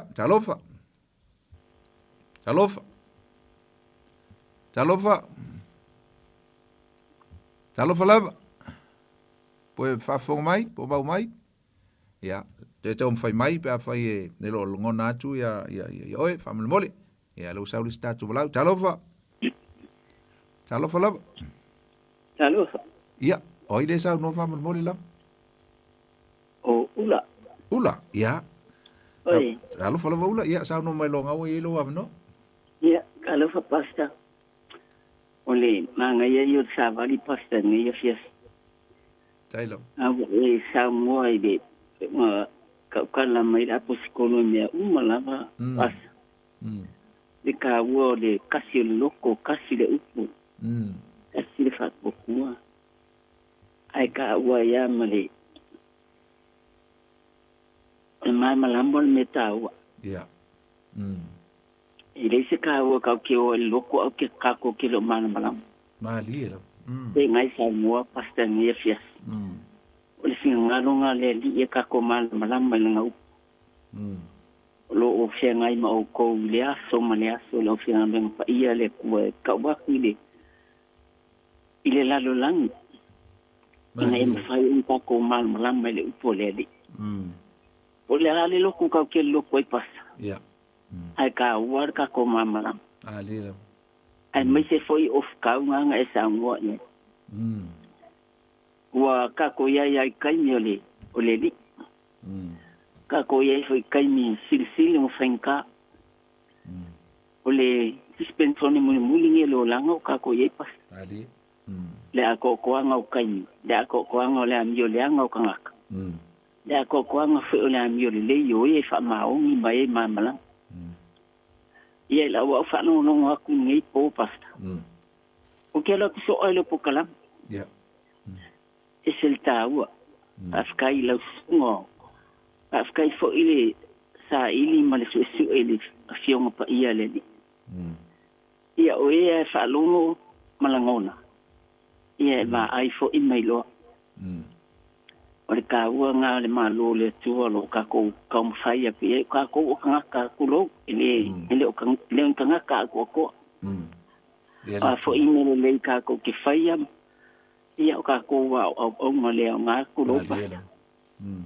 ia le nga lava ma fa longo no pe ko po kala ma lo fa sai te ia o le fa longo ma la ngona ia mai se ko ngo ka ko wa inga ka ingo ka ko wa inga ia ka ia le upo le li ia mfain sa va mal ia ka ko fa nga ine ni fa nga wa ko ka ko kulo ia ka mai ki ia ko le upo mar ko fien ma ko ia fa ton nga sa msingo inga ka ko mali e nga sa mo sa msingo inga ka ko le li ka ngaka malanga sa va la fa so ka nga pas abtik tele lava ia fa ngia le ilo tunga mal fa ko mai sen ngo faalo ia male ka de sia fo yo lo ka ko inga la sunga ia o ke no fakele mo oe aftai o ngo kai o la fili ke lo fakele aku pa aftai lava e la sunga la fili familia tu le tua ya tu e la inga tu fele foi leva yes ia sa se fo fa mana ia ai tele fa so ne fiafi ia le li ia na o le telo le no foi tu mo e lua ko inga le mo meo GST o tax la fonga e o isi e maua mai mo meo tongi o tangata ia o isi mo meo mo me foi o me fatau e la o le mele o le tax le o le telo e fo i mko le fo le tax o le GST ale o le GST lo luinga o le me foi le o le good a vol fa mingo o GST ri sa o le good ngale o GST good service tax nga mo me fo yo me fatau lo ingala o le sile me te tau on na fai tanga ta Roma ya so ya me sala u te me yo fai ngo me la yo le telo o mo meo tu inga la fonga ia o mo meo me fatau ele manga o tipping ia la to meo o meo a fo io o tax o la to mo goods mo meo o loa ia pe o se tau talia tu le fisili o le fta mo tu a tu le e se tama fa fta ili tama te open life a fonga mal tama ya va ili na vile tu le sa ele on na fia la sa un tu a tu o te man tu na vala o tu istamale sa ia o tia ia por kalame o le tato tusi le Roma o le tausanga e luafe malefitu male luafe male ono tausanga ia sa fai ila o tu singa i le newspaper le o le Samoa Post Ai sa faila tu su singa ile tu sila tatu le tatu no i Roma. Ai na vile tu la tamale o la ia te umala. Ia tu singa ia. Na nofo ma oti ma faitau. Ale la uto e fa longo ai o to e fa fo wina tu ai me na fa longo ia il te mi mo tu fa fitai ai. Ele ngata ile. E foi na isi tamana tala noa mai. Ya me se foi le sunga ya Josefa se tama o mato lo ila wa senga ila au tu spaia ma le tele ona inisi tama ma misa tama ya matina fo sala tu oti fo ia tu singa ia il tu sia falinga ele ngata la o le Samo Post o le tato newspaper o el tato newspaper ale Samo Time ale Radio Samoa sa ele Samo Time o le tala nei tama ia manisi fo tina sa la tu mfeno la tu otia ia tu singa so evi ia le tua a ele vi ia tangata at fa tai ia ila tu ile nau e tu singa ia me se foi la o le sitamaya va ile na vi le atu mata no o lo ia te ia lava ia le tele o mei o tatu no al tu sia rom awana fa in tu singa i se ia o le tau sanga lua fe mal fitu te mantua le lua fe mal ono lua fe mal fitu ia ina uma le luafe ma le valu ina uta punil tato newspaper lea ia amata i se taimi le talata le taimi lea ia le Samo Time sa tele tu singa fo ia alo nei tangata au na sa au na i waenga lea ai whaaftai i le nau me ta o tangata i nau ia fionga le tua e pole alava po filme mo wai ia le upo le tua taua tulo iai tanga oti ia te faitau mo to su ia na fa nga le o le mele le mo le me o lai lo ya nga ia o le me le nga ia e la fo ima mo tiai ia ai bi ia le tu mo le tu le nga fa afte tele lava ile ia mo le malu si o tatu tunu ai me sai la to ia o le ana na la to fa ia fo ile nga luenga le o le fa nga o tatu tu singa ia ma na fo vai tau ia la faista tu talo vi ia le tua faftai le tua ia fo ia tupe ia to ele vi inga o le fa manu o le fa ni tanga ia so malava ma me uma tu te fai au ni ia mai ia ma to se vi inga le tua ai o e lava e te tau na vi ia matapo ia e faftai lo wang le lei i au me alofa ese o ma to au na ia oi fa nga ina i o ma tu tangata fatau va ma le leo nga wa nga nei ma to ona wa e amana ia mai ma to umalava ma malu lo watu no o lo ia le lasi mo le tele wa me alofa fa le nga mfai ona ma to fa nga ina e mo moli ai lau fe au mo moli ai lo fina ngalo ina ia fa malo si ai se nganga e o lo mana o mia se so swani fa le nganga e au nai ia to a o ia lava noa talo le tu fa manuia i lo tu no manuia fa to ia ila to uma o lo ma to ma futa pe ile aso ma le aso ile ma to por clame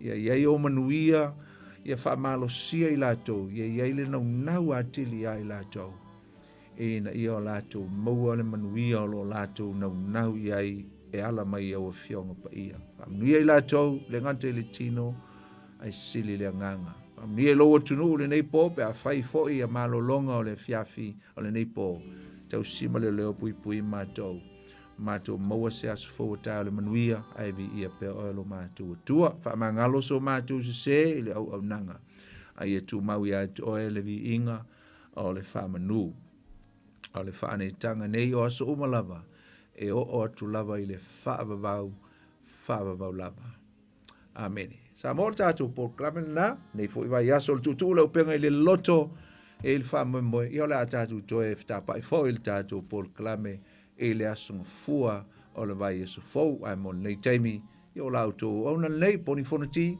fa soi foia mon nei taimi. God bless you all.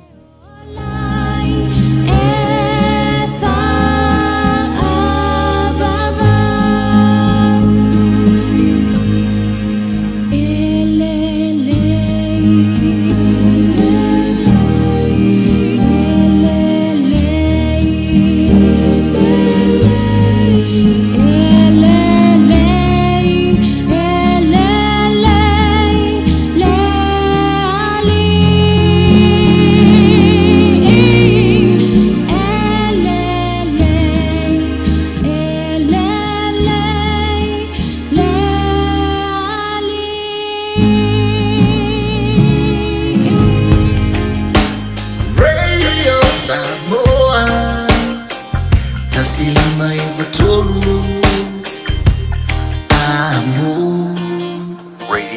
Samoa. Tasi lima i tu.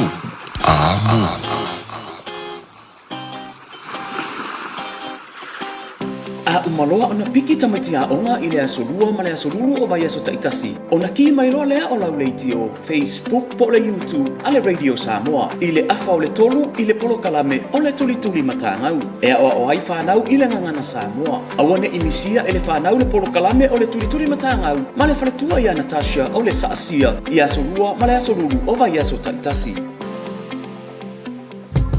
Beta Drive Doctors i le taulanga whaatau i mangele. Whapea manrua. Mo le vainga o so ngase pe amana o mia.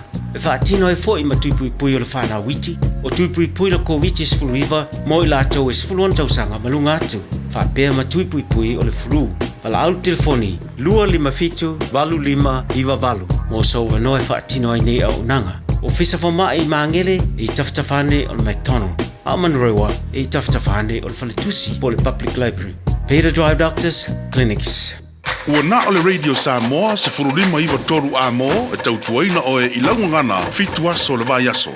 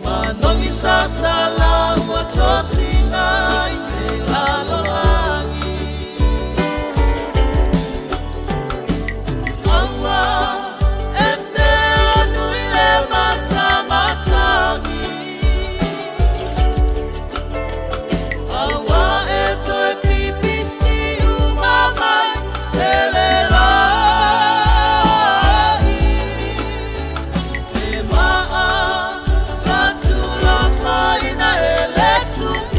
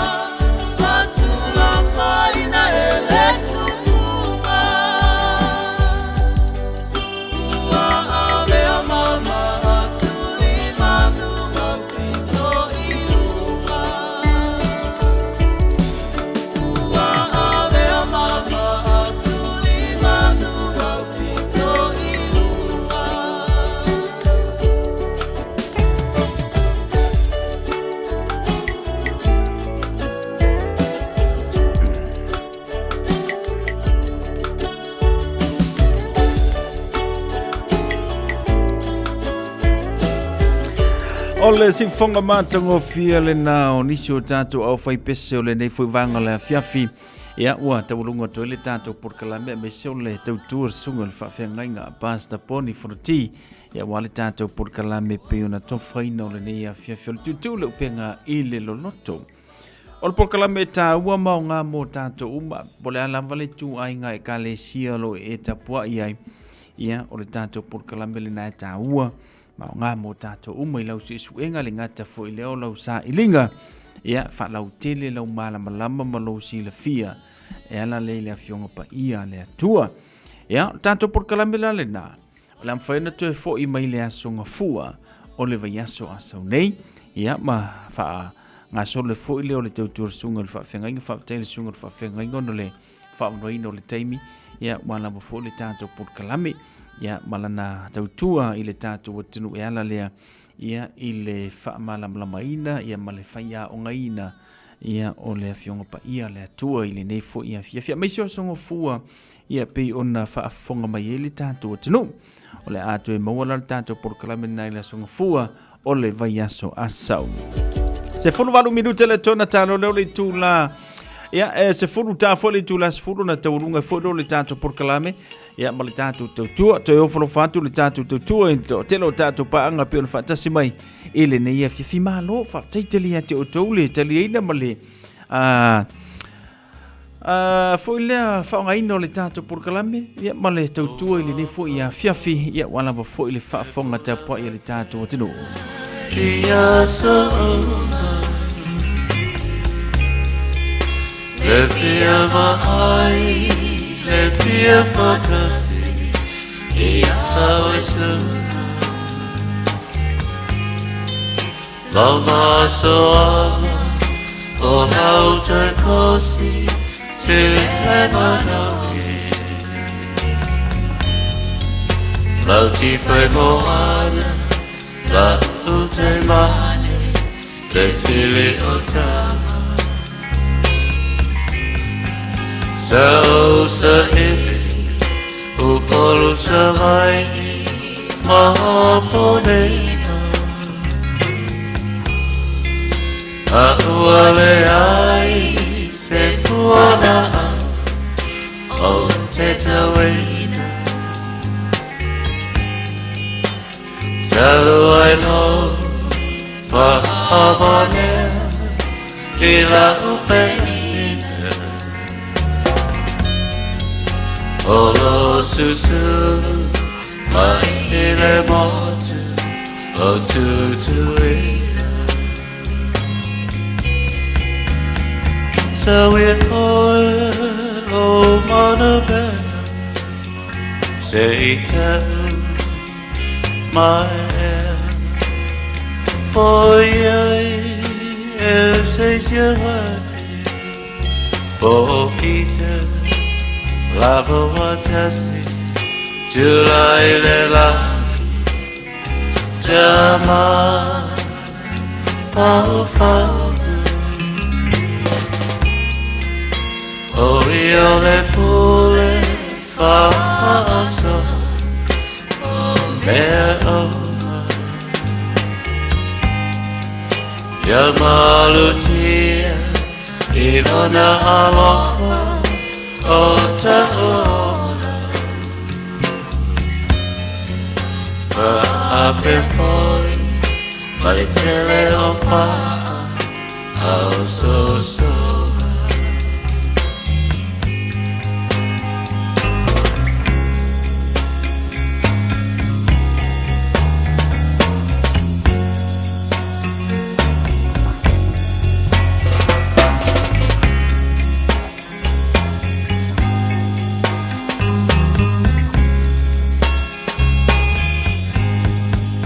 Awe te musu Nei moa malulu Wata o opu Male masanina Nei ave ave Vasele motu Nei pei Le wale pea Ma le isu Te tongi le moa Au siona apa Lua e o Le sini o loko Te anana Fai mai o sotana Le tumu O fatu So manatu Tau maia O so tau fite tia O favore Maratua La tau tonga Se oi te oti So we all Oh, mother man, say tell my oh yeah, if says you money, oh Peter, lava watasi, July le Jama, oh O io le pule tua aso O mea donna Alutia Di donna aloha O taona Fa per fuori Ma le tele o fa Au so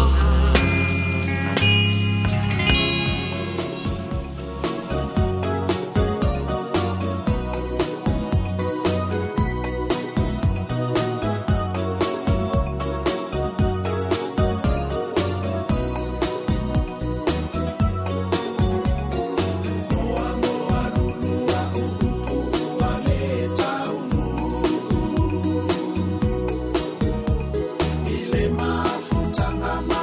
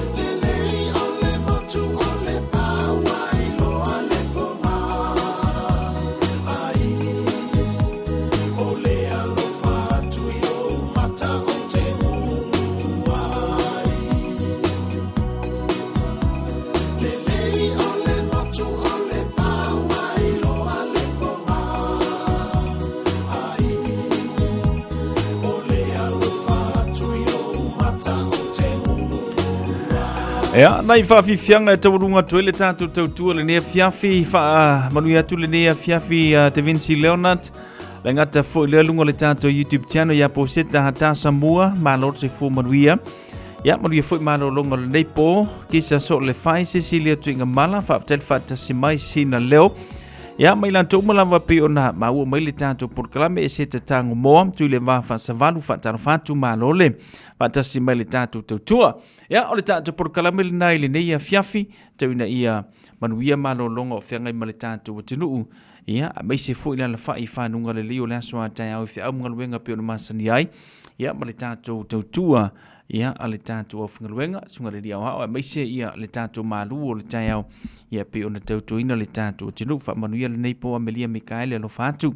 Wha aptai le whata si mai. Feloi tātou le soruru li alofa maranga le leo le tua sau si whanua seu wha soi foia whataro whatu Loretta Matuu wha aptai le whata si mai le neia fiafi manuia foi malo longo le nei po wha soi foia.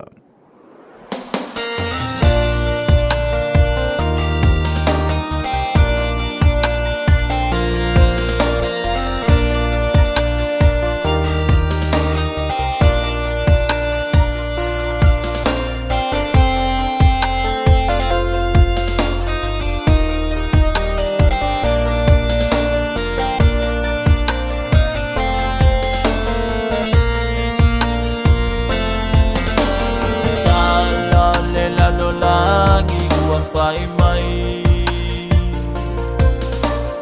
o telefia fa alo iai wala lau mai lo me amuli fa atauma a ila mai o ia we wa o mai mai o tala